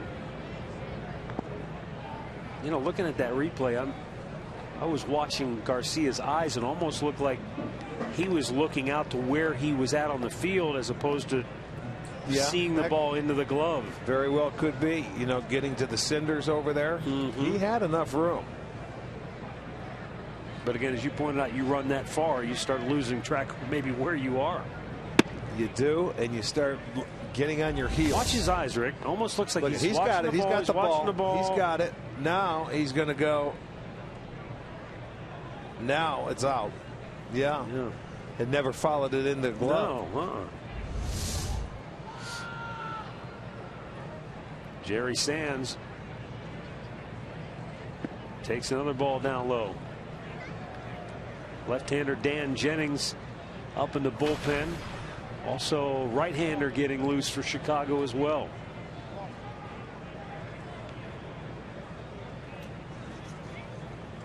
Zach Putnam, the former Indian. 3-0. Ball 4. Patience. 2 on, 1 out. He wasn't going to give in with the left-hander coming up. In-game recap brought to you by your Toyota dealers. Ryan Rayburn in the 2nd inning with a blast to give the Indians a 1-0 lead. Michael Brantley, a 2-out RBI double in the 3rd that featured some really aggressive base running by Mike Aviles to get the run home. And then in the 5th, Brett Hayes, his first home run as an Indian. And so far, Trevor Bauer has made it stand up. Don Cooper, the pitching coach, out to talk it over with Danks as the bullpen continues to heat up. Yeah, right now he's going to let that bullpen get loose. They cannot afford to give up any more. So this could very easily, with the right-hander, be his last hitter here for John Danks. Chisenhall. Robinson, he's on the phone saying, all right, who's ready? Is he ready? Hurry up. He better be after this hitter. The way Bauer's pitching, you can't let it get much more than a 3-0 lead.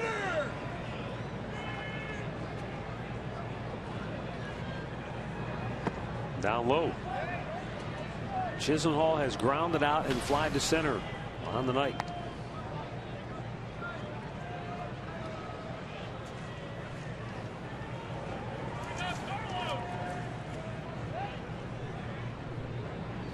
Lonnie's done a nice job against left-handers this year. Coming into the day, 357. Sends one sky high just missed it. Deep left to center field, and Eaton is back to grab it. Both runners will tag. Rayburn gets to third. Sands goes back to first. So Indians at the corners, but now 2 down.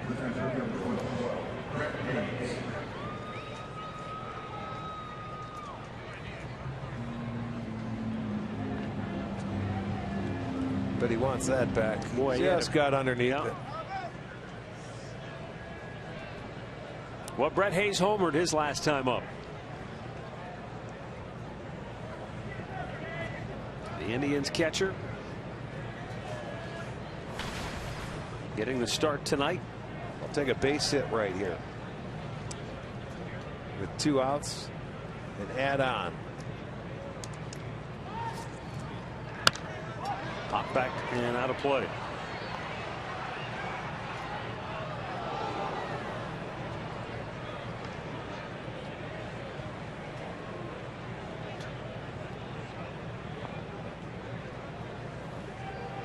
Brett Hayes hit his first major league home run back in '09 with the then Florida Marlins.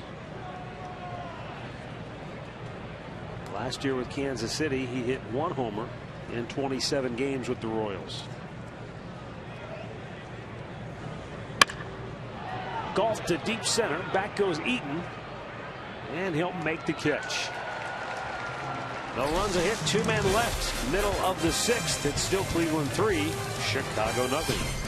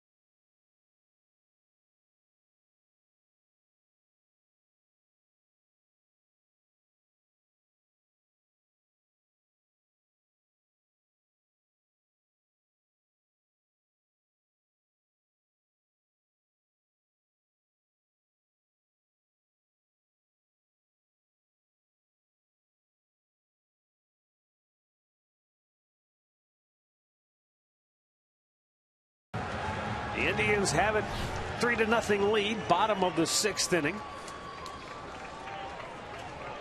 And Trevor Bauer will be facing the 2, 3, and 4 hitters in the Chicago lineup.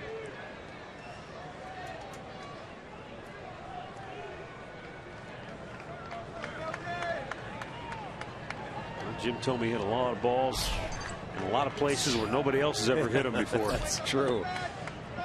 Yes, he has. Melky Cabrera 0 for 2 tonight, takes outside ball 1. Well, Bauer had a very good inning, a needed inning for the 5th last time. A quick one.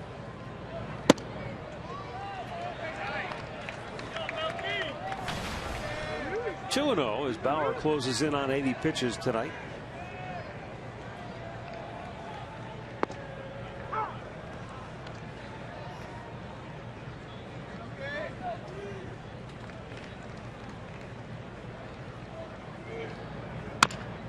Chopper towards second base and a big hop for Kipnis. 1 away. Well, grab some friends and catch a game at the new 2-story bar with our district ticket presentation by Sports Time Ohio. The new bar is the best place in town to grab a cold one, and with the district ticket, your first drink is on us. Go to Indians.com. Jose Abreu signaled in the first inning, popped out on the infield to end the 3rd, and he takes ball 1.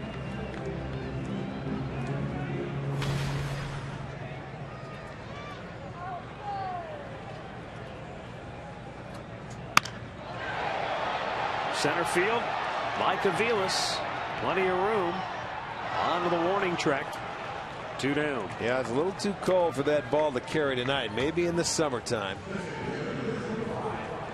Over 60 live events, 2 networks, 1 month. It's April in the OHIO, and you can win a terrific sports experience by texting Tribe on STO to 733-733. Win lunch with Tribe manager Terry Francona and 18 holes of golf with our buddy Jimmy Hanlon and Carling Nolan. That'd be fun. Text Tribe on STO to 733-733. Message and data rates may apply. You can enter. Go ahead. Terry? No, I'm good. No, I can't. No, can't do it. Wish I could. Are we excluded from participating? Well, playing golf with Jimmy and Carling, that'd be fun. We've had lunch with Terry. That's never boring. Well, that's not fun. No. It's a good time had by all. It'll be great. The 0-1 to Adam LaRoche, who has struck out twice tonight.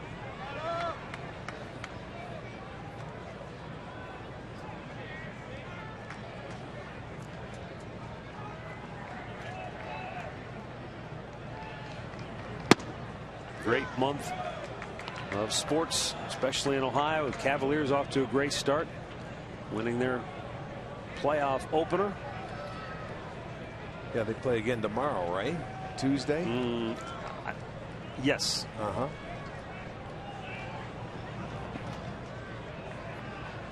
You know, there was a time when it was really easy to remember how the playoff format went. Nowadays, it's, if you don't have it taped down, you can't remember, because it used to be, you know, you play, off day you play. Now it's kind of bounces around. Yeah, it does. The 2-2 to LaRoche. Smashed to Ramirez with the shift on. Another 1-2-3 inning for Trevor Bauer, who has now set down 7 socks in a row.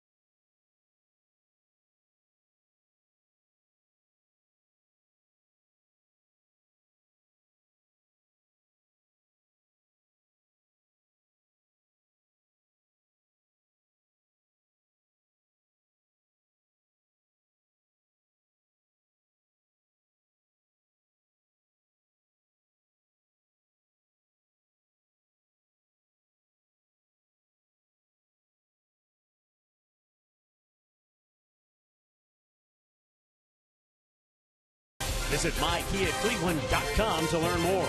By Levin Mattress, located in all Levin furniture and freestanding locations. And by AT&T Uverse, has more channels on the go than cable.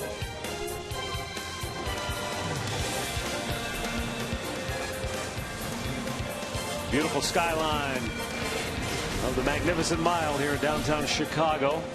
Here on the south side, it's time for the Cleveland Clinic call to the bullpen as left-hander Dan Jennings enters for the White Sox.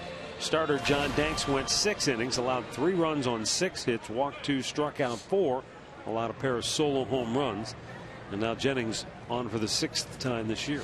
Boy, and what a difference this bullpen is for the Chicago White Sox this year. It's changed. Boy, they have newcomers. Jennings being one of them. Matt Albers, Zach Duke, David Robertson, and the new addition of their youngster Carlos Rondon. Jake Petrichka was also just recalled from I think he was on the DL. Yeah, we remember him though from last year.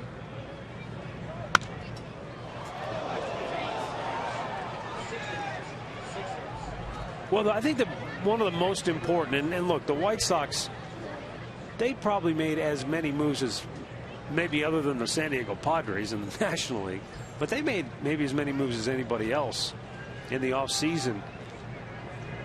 And you could argue what was the most impactful. I think David Robertson getting a closer, a guy to say, here's the guy we're handing the ball to in the 9th inning, because as we know, you build your bullpen from the back forward, and once they got him, then the other pieces start to make more sense probably. Then it's easier to put together. The Zach Duke, the lead-in guy, you know, it makes it a little bit easier. Abreu takes the ground ball at the bat of Ramirez for out number 1. Now Jason Kitten is coming to the plate in his old stomping grounds. Let's go down to Andre for more on that. Yeah, before the game, Jason Kipnis was the happiest guy in the clubhouse. All the other guys were looking for gloves, ski hats, and everything else. Jason goes, I don't care how hot or cold it is. I love playing here. I love having my family and friends here. And the other thing, batting leadoff, he goes, look, I'm going to keep it the same, guys. Same approach. Just go out there and swing the bat. Yeah, it doesn't matter where you hit. He's always loved this ballpark. And it's always, that ball was bearing in on him. He bunted that out of self-defense, maybe more than anything else. I think you're right. He might have got one right in the shoulder if he didn't get a piece of wood on there. Look at that. It's coming in and it's bearing in, and it was tough. He couldn't get it out of the way.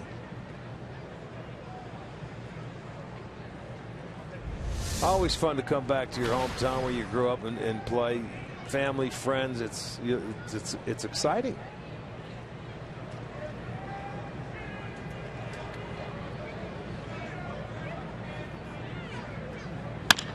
Smash to first, and again Abreu has an easy play, 2 down. Well, KeyBank Kids tickets start at just $10 for kids 12 and under with the purchase of an adult ticket. And kids tickets are located in the new family deck at Progressive Field, home to our next expanded kids clubhouse. Log on to Indians.com. Mike Aviles, a couple of singles, a walk, and a run scored tonight.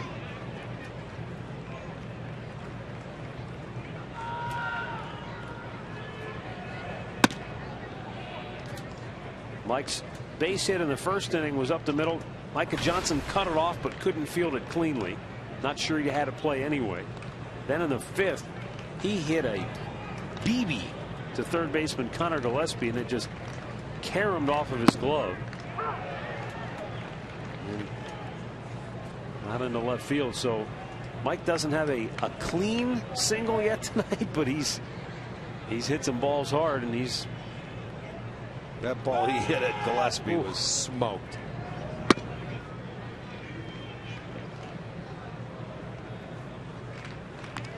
Yeah, he's had a good night. After the 2-out walk, he scored on the Brantley single, or the way he ran the bases there, very good.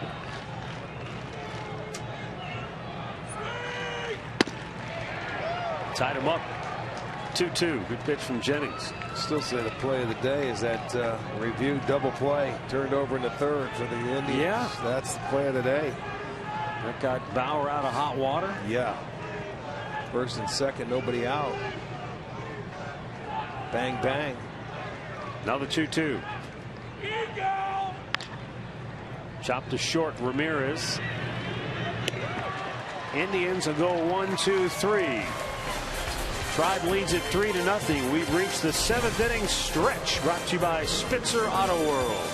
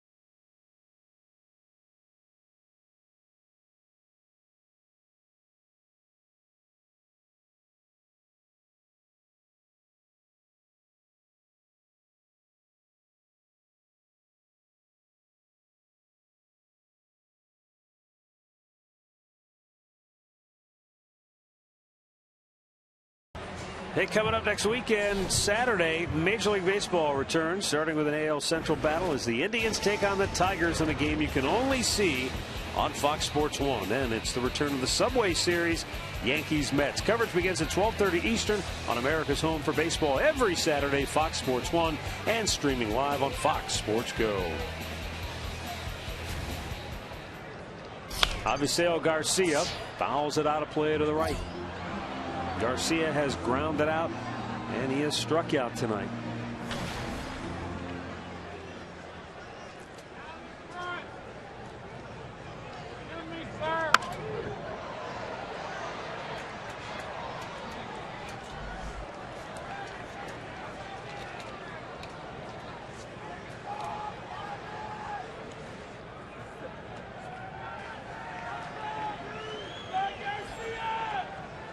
The 0-2, a little bit high.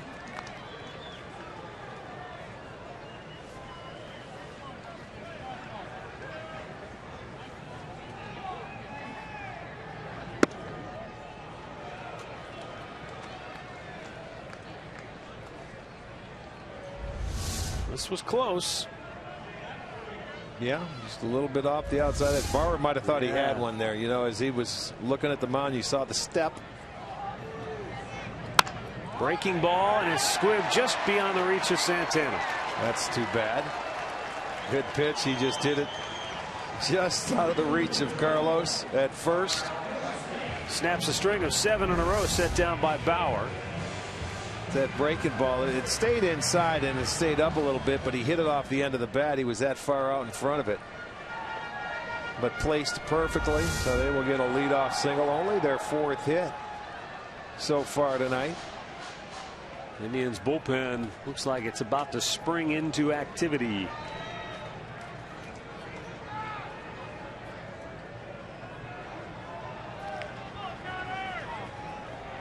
See, those are the little things you have to get over as a pitcher, especially a young pitcher. He made a pitch thinking it was strike 3, didn't get the call. The next pitch makes it not a bad pitch, not a perfect one, but he hits it off the end of the bat, flares it in, so you got to settle in and say, let's go. I got to come get him now. Double play. Connor Gillespie struck out on the second, and then he got a changeup that he drilled for a double off the fence in right field back in the 4th. Left-hander Nick Hagedorn loosening for the Tribe in the bullpen.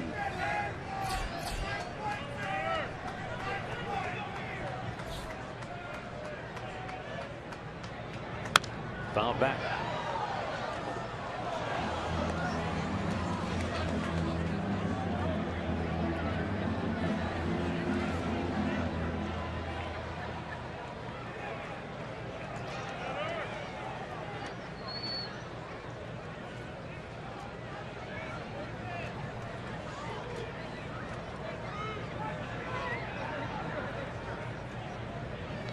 Bauer's pitch smothered by Hayes.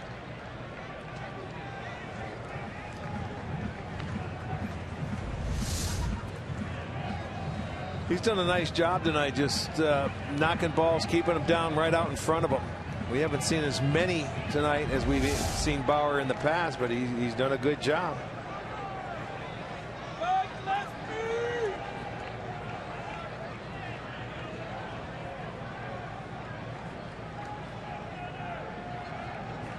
The 1-2. Down and in. He didn't chase. He wins the count up. Pretty good take there by Gillespie as he didn't go after it. Bauer was trying to get him to swing at something out of the zone. Last year Gillespie hit .325, or I should say in his career he's hit .325 against the Indians. To left field. Michael Brantley is there. Routine play. One down. Well, as we promised you earlier, it's Miller time, brought to you by Miller Lite. This actually happened. Hey, Wrigley Field, foul ball, it lands in the beer. No way. So what do? Hey, here's looking at you, kid. Yeah. Are you kidding me? You're not kidding. She's going to drink it. That bartender, I asked for a slice of lime, not a baseball. Yeah. Well, that beer costs more than the ball, so drink the beer. That's right. That's beautiful. I heard she had to shut off her phone. She's getting so many phone calls and messages. That's funny.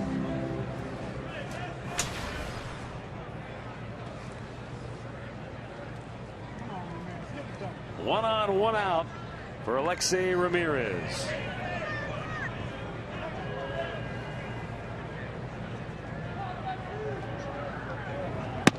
Oh man, did he pull the string? Something fierce. Yeah, Ramirez upset with himself because he's chasing a pitch out of the strike zone that he's seen before.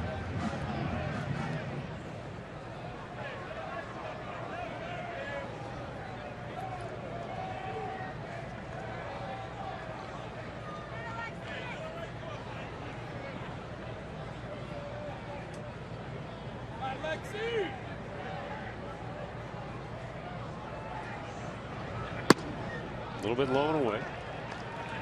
2 balls and 1 strike.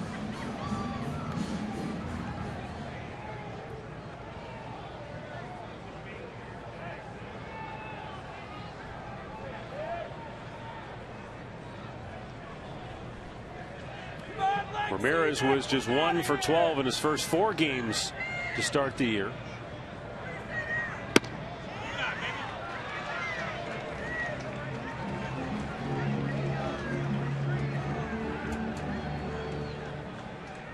This is his 961st career game as the White Sox shortstop. The all-time leader is Luke Appling, who played over 2,200 career games. You're not going to catch him.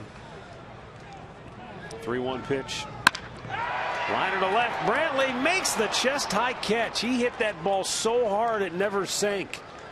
Off the bat, he's probably thinking that'll get down for a hit, but it never did. Well, he made the adjustment. He was upset. He chased a breaking ball. You can't do anything much better than that, but it goes for an out. It's a nice line drive, but right into the tracks of Michael Brantley, who puts it away for out number 2.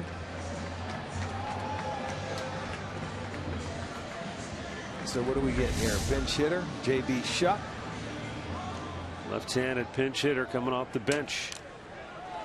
You know, speaking of Luke Appling, who played over 2,200 career games, we were just talking about that at shortstop, most in White Sox history. I was reading earlier today, he was twice, and I don't know what years this was, but twice he was voted the most popular player in White Sox history. Okay. So obviously, back in the early days, 1930s when he played, he had a huge and faithful following. J.B. Shuck, the Gallion, Ohio native, takes a strike.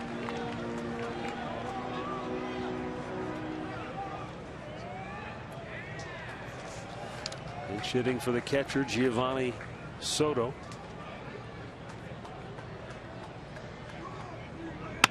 Right back up the middle. Kipnis to the backhand. Trying to beat him to the bag. Yes. He does. Nice play. Fancy footwork from the Tribe's second baseman. And the inning is over. Trevor Bauer, 7 shutout innings. Tribe leads at 3-0.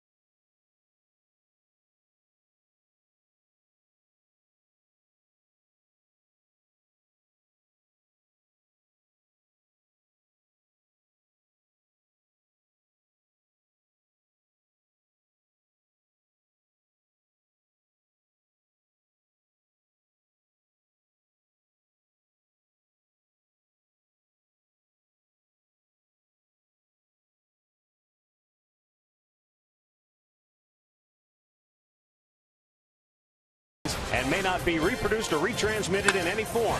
And the accounts and descriptions of this game may not be disseminated without the express written consent of the Cleveland Indians. Now Trevor Bauer gets a handshake from Terry Francona. That would indicate his night is over. And he did a fantastic job with 7 shutout innings here this evening. Yeah, so 4 hits. He's given up 2 earned runs now, Rick, in 19 innings. Tell you what, the kid is out there. He is dealing. Dan Jennings, second inning of relief work. First pitch strike to Michael Brantley. Brantley 1 for 3 on the night. He had a big 2-out RBI double in the third. Driving home Mike Aviles. The other 2 runs coming off the bats of Ryan Rayburn and Brett Hayes on solo homers.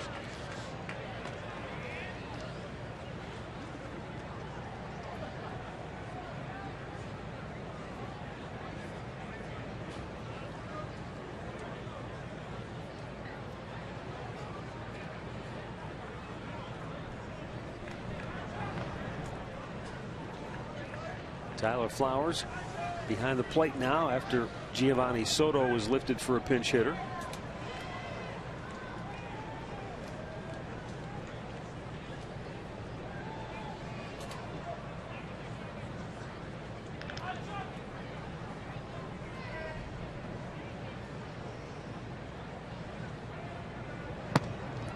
Swung on and missed. He got him, I think.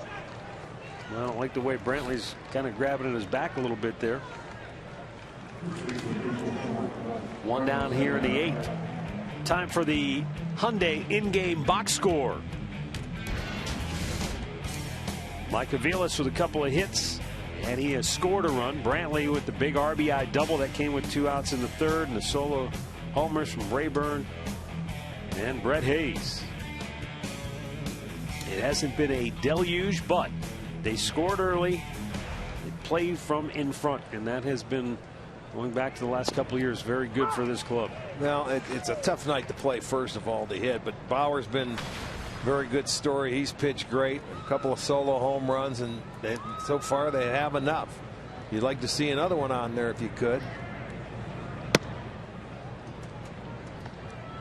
The Indians have 6 hits. It's just have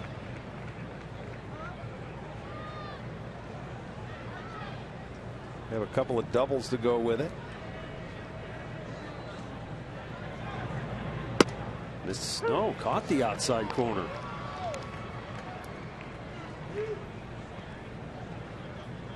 Santana behind on the count 1-2.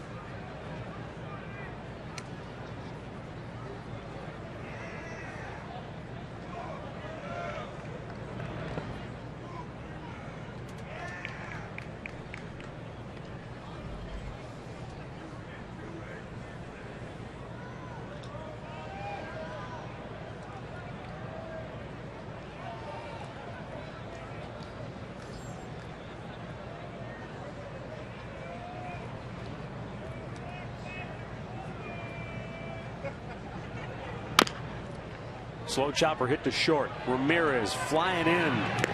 Close play. And Santana out by a whisker at first. 2 down. Our Yellowwood bringing the lumber today. Ryan Rayburn, he brought it. Rayburn with a home run in the second, his first on the year, and he leads the team in doubles. This is 4th 2-bagger of the year on a ball that caromed off the glove of Garcia just inside the line. Yeah, perfectly placed.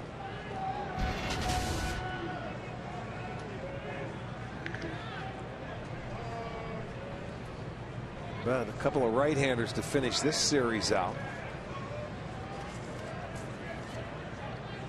The next 2 days. Let me check out and see what we're going on the weekend. And we got 2 righties in Detroit, the first 2. You got Shane Green, the righty, Alfredo Simon, the righty, and then Kyle Lofstein. He'll be the next lefty. That'll be on Sunday, as we will head home after that game.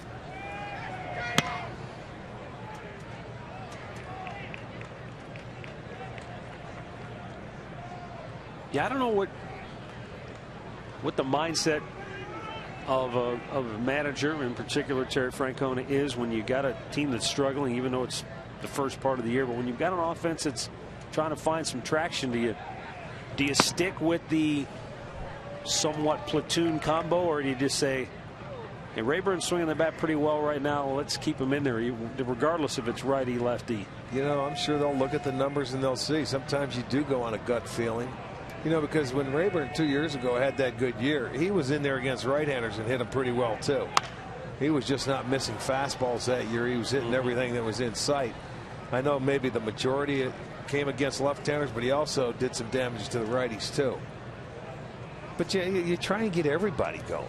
You know, it's just weird. You just want to get a couple going. As we used to break it down in thirds. It's nice when you can get one guy in each third of that batting order going, whether it's second, you know, 5th and 8th or whatever, just to go where you can score 4 runs a ball game at least when you're not really firing on all cylinders and hitting with runners in scoring position. But the funny thing, they've hit some home runs on the road, all solo shots. Now they have 9 this year, and they're all solo shots. 3-2 pitch. Got a piece of that, and down goes Jennings.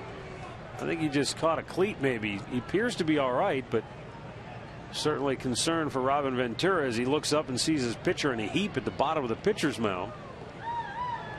See if what happens. Footwork comes off. That's okay. He just left. He launched. Yeah, that was weird looking. Came up off his front foot. Grabbing it. He was trying to follow through. They're smiling about it. Robin said, what, are you kidding me? He must be joking about it because he's laughing. Yeah, what's with the helicopter move?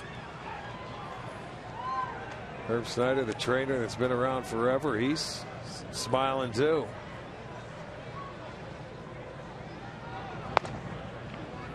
The front foot came, you know, his landing foot, he jumped up off of it. Let's see. Watch his front foot, how he comes out of it. Oops, looks like it might have slipped. The cleat didn't catch. Yeah. So momentum just followed. Go down. Down goes Jennings. Not every pitcher has that smooth follow through and delivery. Some guys have a little herky jerky delivery or finish at the end, and he's one of them. Well, he came back and made a pretty good pitch there.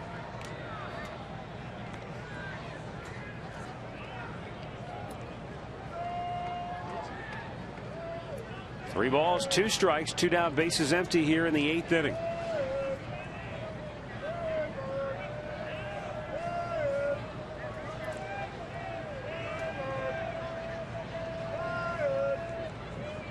Jennings payoff pitch, and Rayburn pops it foul. That's going to go out of play.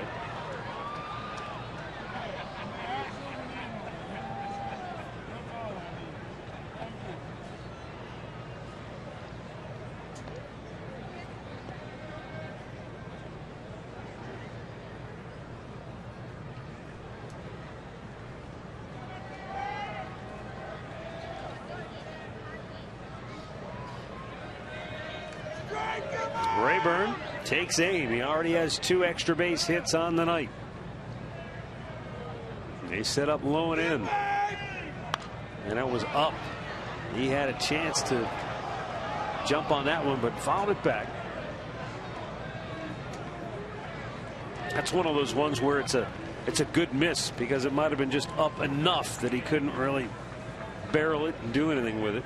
Well, it's been a good at bat. It's been a good battle between these two guys. This will be pitch number 10.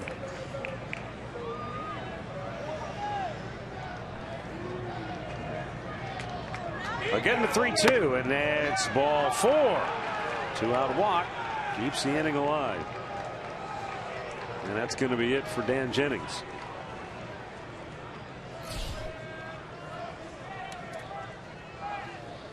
Robin Ventura going to make the move to the bullpen. Right-handed hitting Jerry Sands is coming up next, so he'll go to the right-hander Zach Putnam when we come back.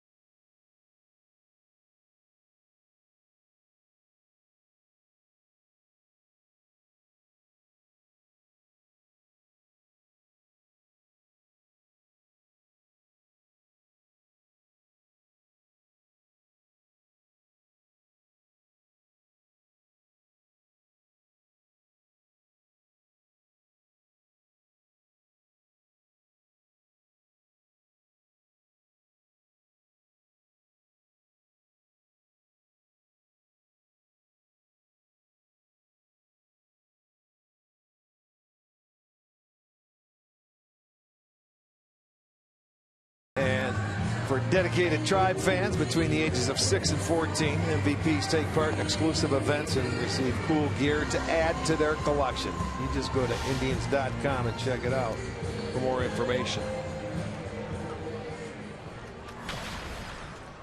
Zach Putnam on for the 5th time this year. David Murphy coming in to pinch hit for the Tribe for Jerry Sands.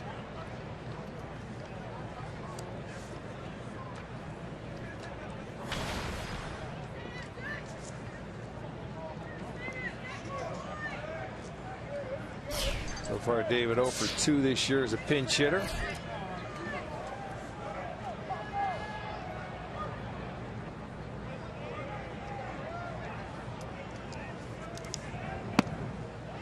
And a strike called. Well, he's already 2 for 3 against Zach Putnam.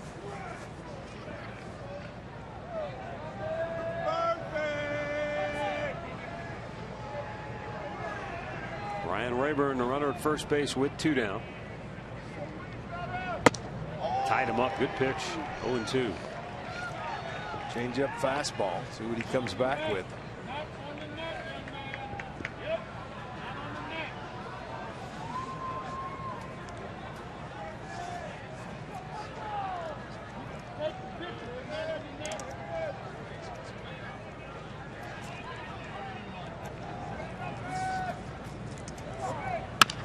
Weekly tap towards the shortstop Ramirez, who steps on the bag, and the inning is over.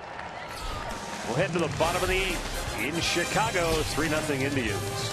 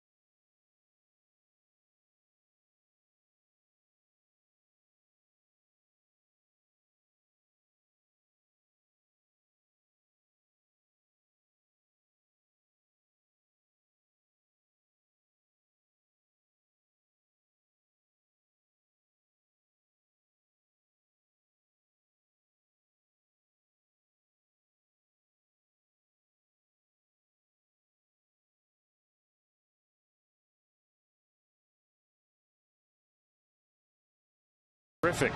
7 strikeouts on the night.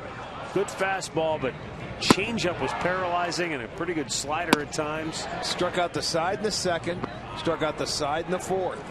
He was very good, and that's going to be our Circle K strikeout. He was tough again tonight, so looking to start the year out 3-0 if he can. Nick Hagedorn coming in to relieve him after he went 7 innings, 4 hits, 7 strikeouts, couple of walks. Hagedorn a good outing in his last. Gordon Beckham pinch hitting for Micah Johnson to start this home half of the 8th inning for Chicago. And David Murphy is now in right field.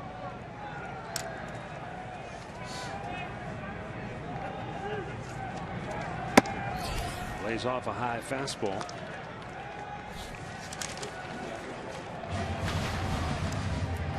Double barrel action in the Cleveland bullpen. Eggs his last time out went 2 innings in Minnesota. Had a strikeout and zeros across the board. Pitched very well. A little bit low and outside 2-1. Brian Shaw, the right-hander. Mark Zimchinski, the lefty. Under the watchful eye of Jason Murray, the Trav's bullpen coach.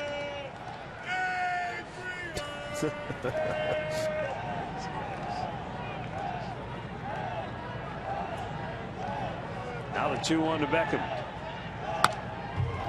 Fastball fouled back. And the count evens at 2 balls, 2 strikes.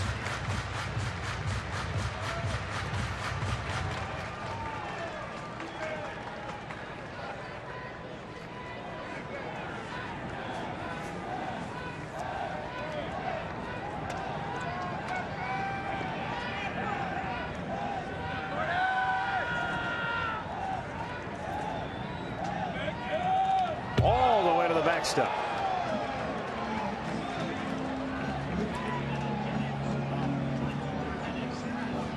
You know, a lot of times you'll hear when teams trade a player that's been around for a while, well, he's going to be a free agent in the offseason. We'd like to get him back.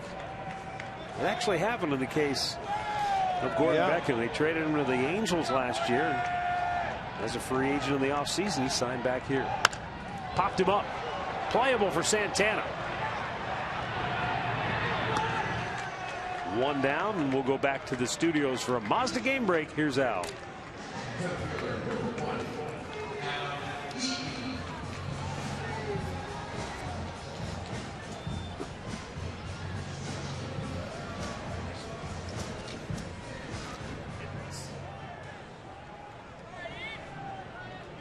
Thanks, Al. Here's Adam Eaton. He has walked twice and flied to center.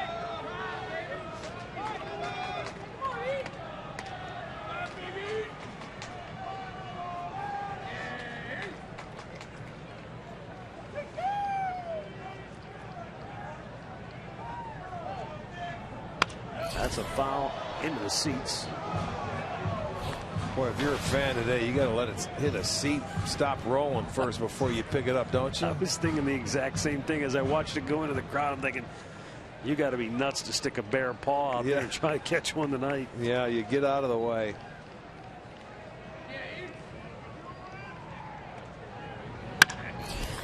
Chops it foul by Joe McEwing down at third base, the coach for the White Sox. And he better get out of the way. He knows how to get out of the way. Look at it.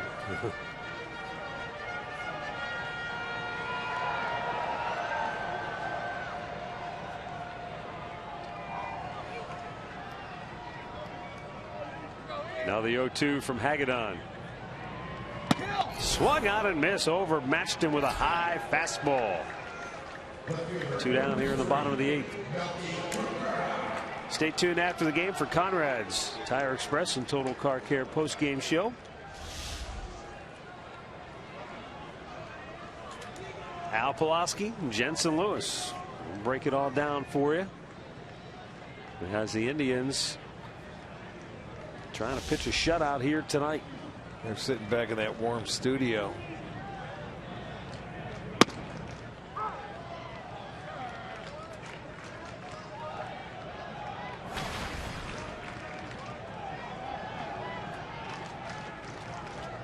Melky Cabrera hit into a key double play back in the 3rd inning of this game. Yeah, that was the turning point, no question. First and second, nobody out, and he hit the ball hard, but it was right at Lonnie Chisenhall at third base. They got the force at second. The umpire called Cabrera safe at first, but Terry Francona challenged, and the challenge was overturned. It was an out at first base, so the double play left a runner at third, and then he got Jose Abreu to end the inning. Kipnis turned it, but he had Eaton coming down on him. Bearing down on him hard. So he had to get rid of it. Couldn't get a lot on it because he was down on his feet, but just enough to turn it to get it overturn that call. Right now, Hagedon overthrowing. This is the man you want to get. No walks.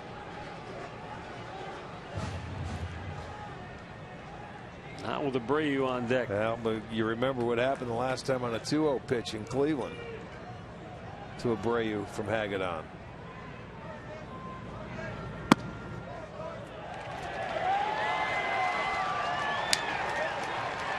Here comes Terry Francona. We've got a pitching change after the walk to Cabrera. Yeah, but he was on there just to get those 3 guys, the walk, and he's done. He'll go 2/3 of an inning. A walk and a strikeout. He'll be responsible for the runner at first. Brian Shaw will come on to face Jose Abreu when we come back.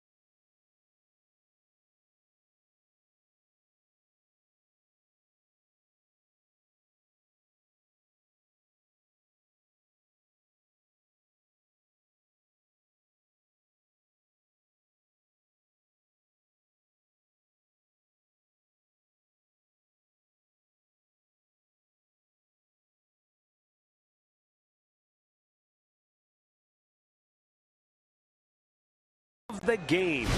This is what we were just talking about. 2 on, nobody out. And Cabrera shoots one to third. Chisholm, they get the force there. And on the relay, the call is safe. But Terry Francona challenges, clearly out. It's overturned. Next guy up is Jose Abreu with a runner at third and 2 down, and some brilliant pitching by Bauer. Had him down with 2 strikes, got him to pop one up. He's out of trouble. That's the Pat O'Brien play of the game. Now Brian Shaw into a bit of a tough spot here. Working with a 3-0 lead, but Jose Abreu at the plate with a runner on and 2 down.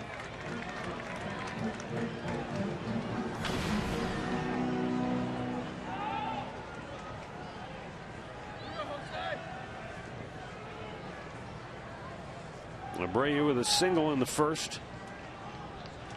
1 out of 3 on the night. 2-0.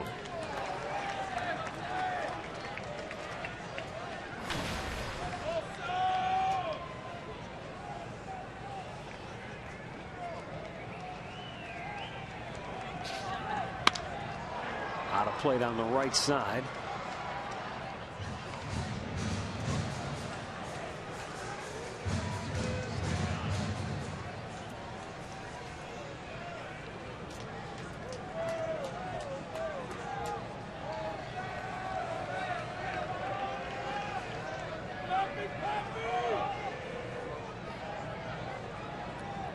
Shaw deals.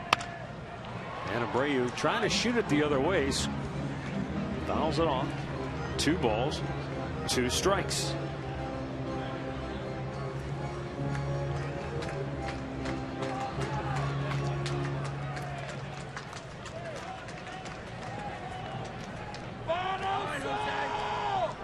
Melky Cabrera at first, held by Santana. With 2 down, the 2-2 pitch, swing and a miss. He struck him out. Brian Shaw gets a big K, and we'll go to the 9th with the Indians up 3-0.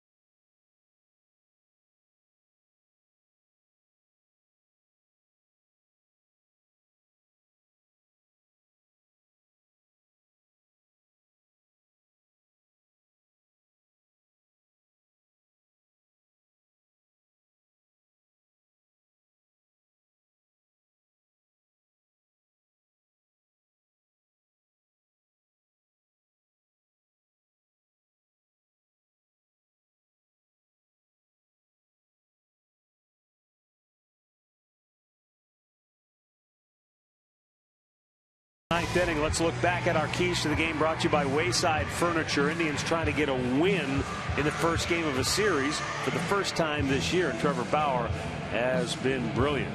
And don't let Abreu beat you, and they have done a very good job of containing him tonight.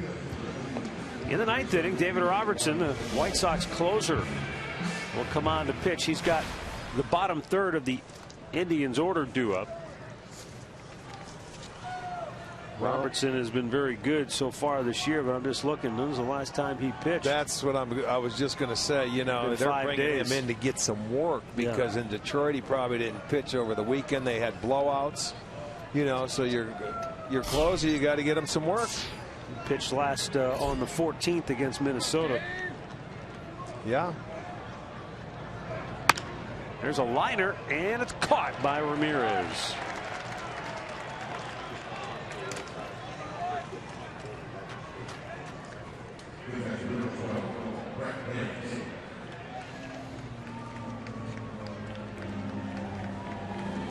Gordon Beckham stays in the game. He's at second base.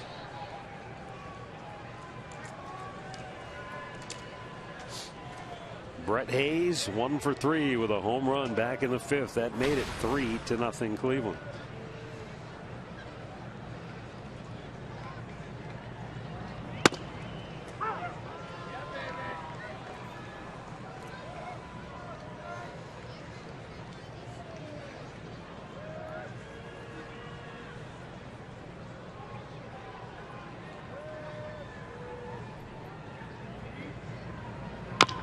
He comes out throwing strikes, doesn't he?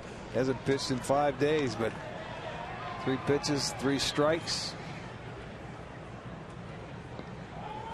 Yeah, this is going to be a nice addition for the Sox throughout the course of this year. If he has any kind of year like he did last year and the last few years in New York, having to replace Mariano Rivera, the guy did a wonderful job with saves, and that's where the White Sox were very inconsistent last year out of that bullpen when it comes to closers, and it puts everything out of whack when everybody else, you do 2 closers. When that spot becomes a revolving door, yeah, the whole rest of the bullpen is just thrown out of whack. Yes. When you have a good closer, then everything else seems to settle down. Hayes strikes out. He says he got a piece of it, and he's not going to get. They're not going to win that argument. He's not even going to get the time of day from Quinn Walcott. And he won't even ask for help or anything. And Terry Francona is going to pick up the argument. That's what he's going to ask him. You sure you just want to ask somebody to help? And he's going to say no, because I know he didn't touch it. He's going to plead his case. Okay. When your player's out there and he feels like something happened, you have to go out as a manager. He missed it. Looked like about 6 inches just from the camera, to be honest with you. Maybe he's just pleading his case, saying, come on. Well, he got his homer today. Why not? Hey, when you don't get to play a lot, man, you want every chance you can get. Can't blame a guy for trying, as they say. Well, just from the replay, it didn't look like he fouled it off. He did. My eyes are going bad. Well, Robertson's done a lot of that, what he did to Brett Hayes. He's the only pitcher, I find this hard to believe, the only pitcher in Major League history to average 10 strikeouts per 9 innings in each of his first 7 innings, 7 seasons in the big leagues. Yeah, he gets 2 here. Indians go in order. We'll go to the bottom of the 9th, 3-0 Cleveland.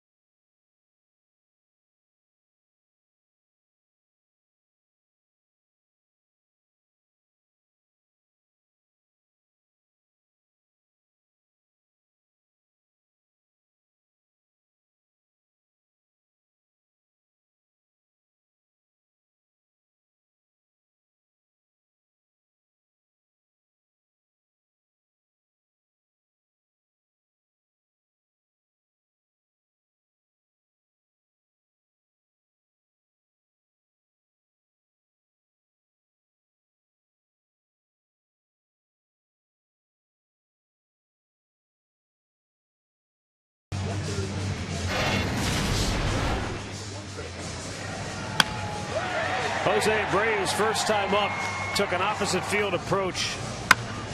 Next time up, Trevor Bauer really dealt with him with a couple of good breaking balls, got him to pop one up. Then in the 6th, with nobody aboard, let him swing all he wanted, couldn't drive it out of the biggest part of the park. He got away with one there. He was smiling. And then Brian Shaw strikes him out with a slider in the 8th. So they've done a really good job pitching to the White Sox big man. Now Adam LaRoche will lead off here in the bottom of the 9th for Chicago. Cody Allen on for the 5th time this year. He's 3 out of 3 in save situations.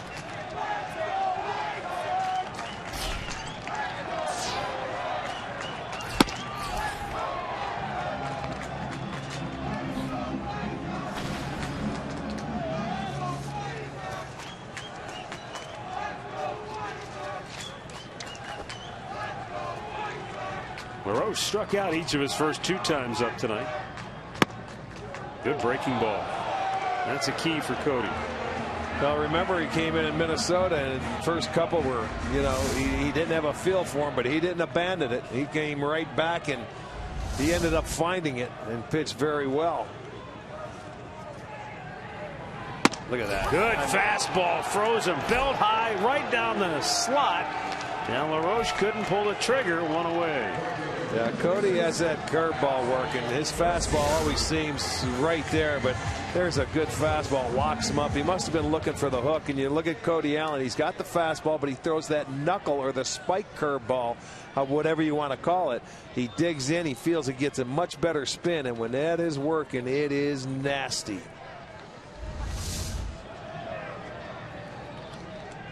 Garcia 1 for 3 tonight. Swings at the first pitch and fouls it back.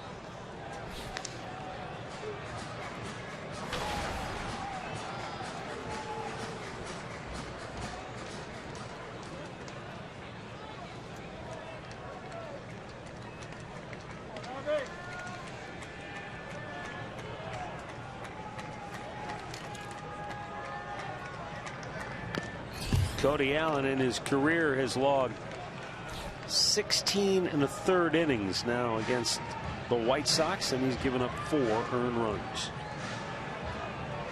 Trying to pick up his 6th career save against Chicago.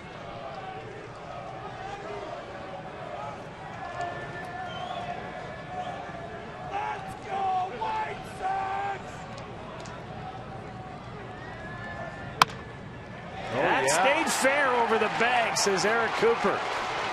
Murphy over in foul territory. Garcia into second with a 1-out double. Yeah, right over the bag is right. Boy, he sliced it down the line. I'll tell you what, this big guy can run when you watch him, and he has to get somewhere in a hurry. He can pick him up and put him down. He had his head down. I thought Murphy was going to have a chance, but no, that's a breaking ball that stayed up a little bit. And he sliced it right over the bag. And he thought second right out of the batter's box and makes it easily without even a throw from David Murphy. So a 1-out double. 5th hit for the White Sox. 2nd double tonight. Connor Gillespie 1 for 3 on the night.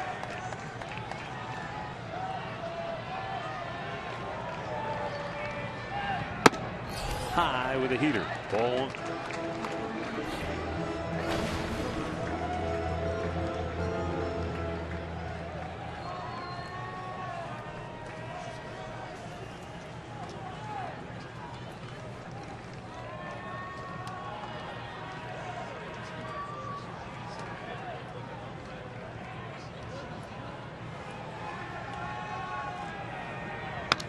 Fouled right back.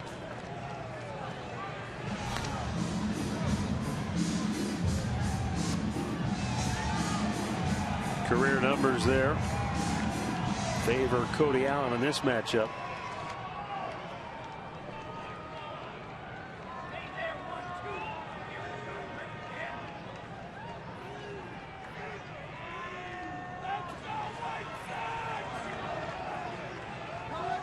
The 1-1. And it's a called strike.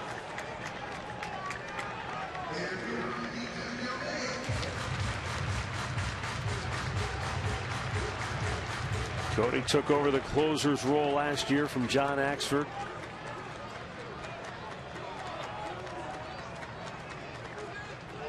And it's a role that he really relishes, being able to close things out. You have to have a special makeup to be able to fill those shoes, though, because as many closers have said over the years, I can screw up in 10 minutes what it takes those other guys almost 3 hours to build. It's like the field goal kicker for a football team. You can win it or you can lose it with one pitch or something like that. But as you hear people say, you have to have a short memory, but you have to have good stuff and a different mentality. He's working himself into a tough spot here because you got a very dangerous hitter despite his slow start to the season waiting on deck. 3-ball, 2-strike count on Connor Gillespie.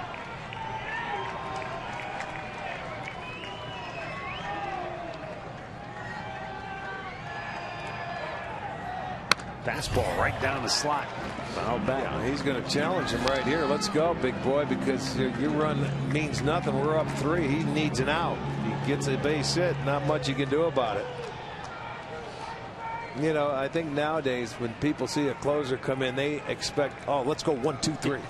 We want 1, 2, 3 because Rivera did it, for those years, and you expect that. That's not the way the job's done. The key is getting the save. I don't care if you get base runners or whatever. You don't want to. But boy, a lot of times you're facing the middle part of the lineup. And he ended up walking him, so that'll bring the tying run to the plate. Alexei Ramirez, the batter. And Ramirez is 0 for 3 tonight. He has struck out twice.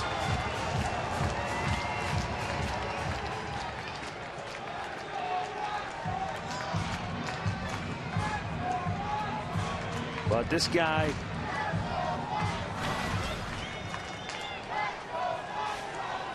has the ability to go deep. We've seen his power before on many occasions. 14 career home runs against the Indians.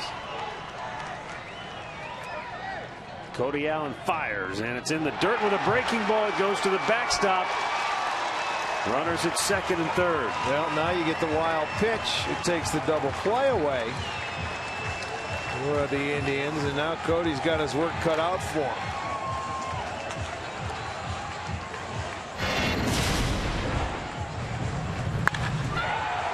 This was April 13th a year ago. Yeah, that's when he was hotter than a pistol, and it came off John Axford, and it was game over. Well, he can't have a game winner here, but he could tie it if he hits one out of here.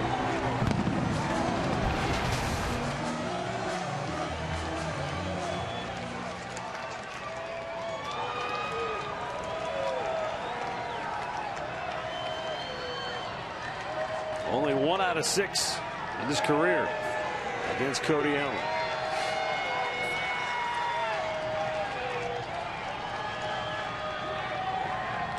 Infield back, they just want an out. Yeah.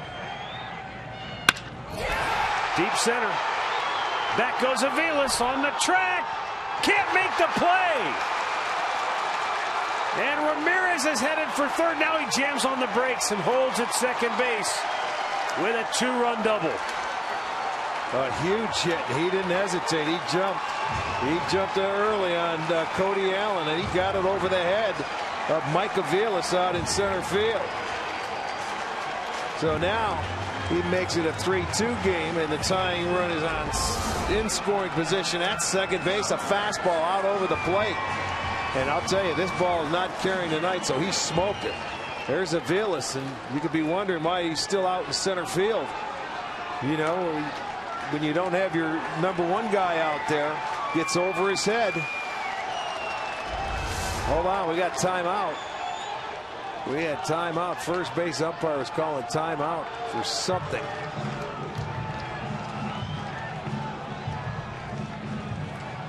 I think Carlos Santana had asked for time. Tyler Flowers, his first at bat of the night. With 1 out, tying run at second base. And a strike called.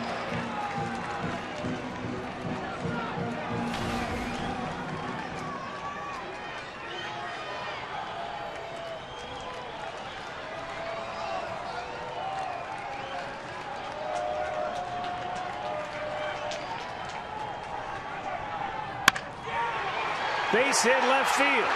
Ramirez will stop at third. Brantley got to it quickly. But now the White Sox have runners at the corners and still only one out, as 4 straight have reached safely here in the ninth. And Mickey Callaway's about to make his way to the mound to talk with Cody Allen. Well, he's been up in the strike zone now. He had a fastball up there. Ramirez hits. There's a breaking ball right there in the walk. So this ball gets through the infield, but Ramirez had to hold up to make sure. He'll only advance 1 base, so it's first and third. There's 1 out. The tying run is on third base. A ground ball could end the game. And he's got Gordon Beckham, the hitter, so they got to get on the same page out there, and Cody's got to start making some better pitches.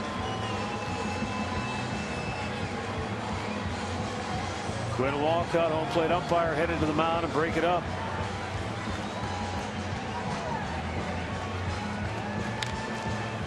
But Cody is in trouble now. Yeah, he came out of the chute and he made 3 great pitches to LaRoche, struck him out.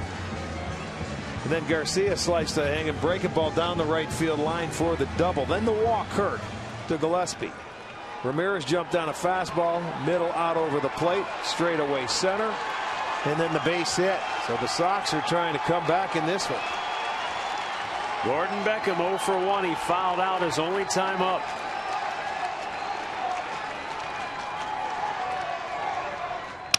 Broken bat, base hit, tie game.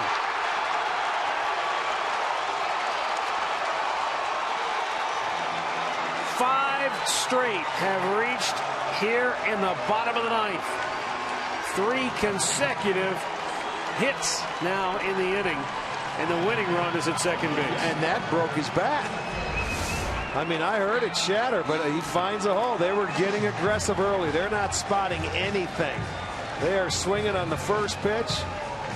There's 3 runs, and we have a tie ball game. Can you believe that? There is no activity in the Indians bullpen. It's sink or swim with Cody Allen right here. Adam Eaton, the batter. And he goes after the first pitch and fouls it back. You know it. You've got to make a quality pitch. They are very aggressive. 8 shutout innings for the Indians pitching staff here tonight. 7 authored by Trevor Bauer. But the Sox have struck for 3 here in the ninth.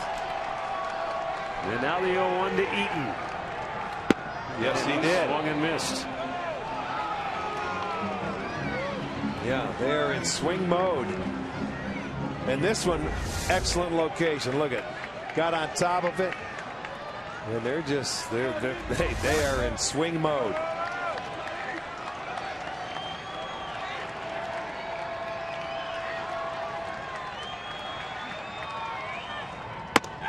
Up high with it. 1 ball, 2 strikes.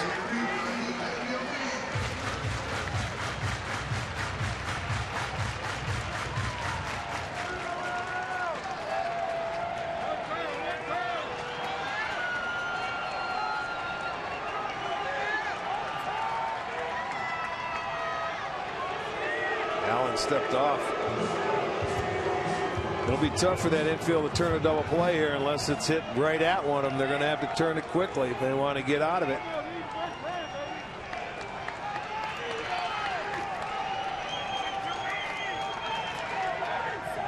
Breaking ball in the dirt. Good block. They're checking right now, and he didn't see it originally. Barksdale down at third, but he said no, he didn't go. Walcott asked as soon as he comes down, and he blocked it. Watch him look out. He'll come out. Did he go? He needed help, and no, he didn't. Good job by Hayes to keep it there. Keep those runners put. 2 balls, 2 strikes, the count. We're in the bottom of the ninth. 3 home for Chicago to tie it. Yes, the Indians can hope for now is to push this game to a 10th inning.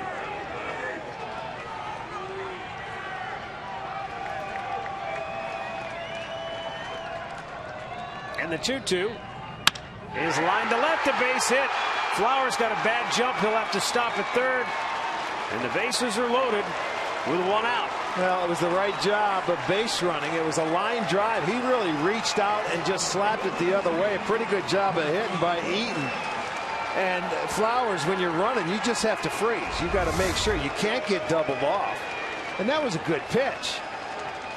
That's a really nice job of swinging the bat. Flowers waits. You only move up a base, but they have bases loaded. They have one out. You're going to have to bring the outfield in, the infield in. And it's Milky Cabrera going to be the hitter. So this could be all or nothing right here. 6 in a row have reached for the White Sox here in the bottom of the ninth after Cody struck out Adam LaRoche to start the inning. Cabrera takes it's in the dirt, ball 1. Melky Cabrera tonight 0 for 3, walked his last time up. Yeah, 5 hits in the inning and 1 walk. Then he came out and it looked lights out, didn't it? I mean, the White Sox didn't have more than 1 hit in any inning until the ninth. Inside 2-0. Well, patience. This is where the pressure is always on the pitcher when you get in a situation like this as a hitter. And Cabrera now has a pretty good count to hit in.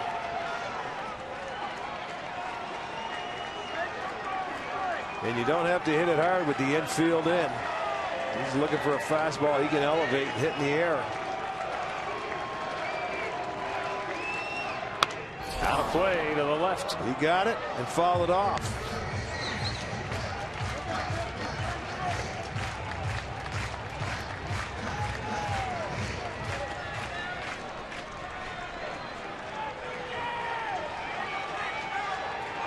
The outfield you see is shortened up. The infield is in.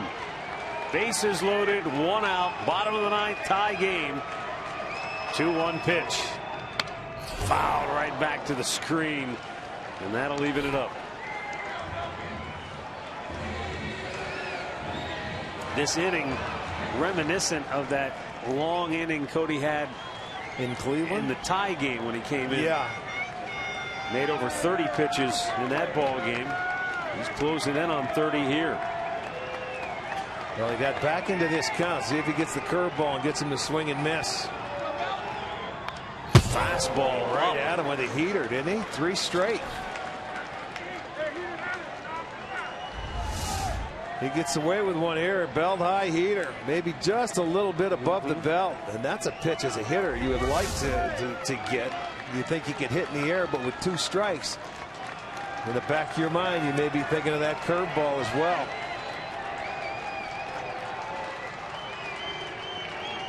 The 2-2. Whoa! Wow, that's a full good take. count. That is a good take right there on a tough pitch. He just fouled off the high fastball. That's what I'm saying. In the back of your mind, you have to think that he's going to throw this pitch, and he didn't even bite. So now something's got to give. Full count. The payoff pitch. In the air. Left center field. The White Sox win it.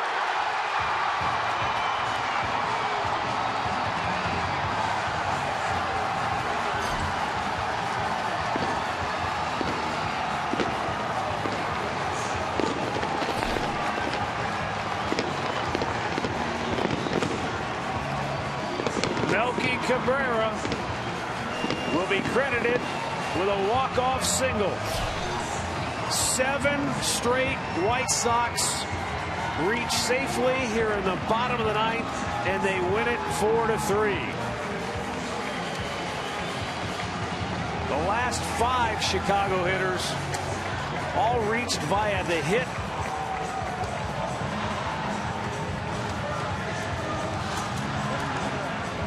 And this is an absolutely stunning loss for the Indians.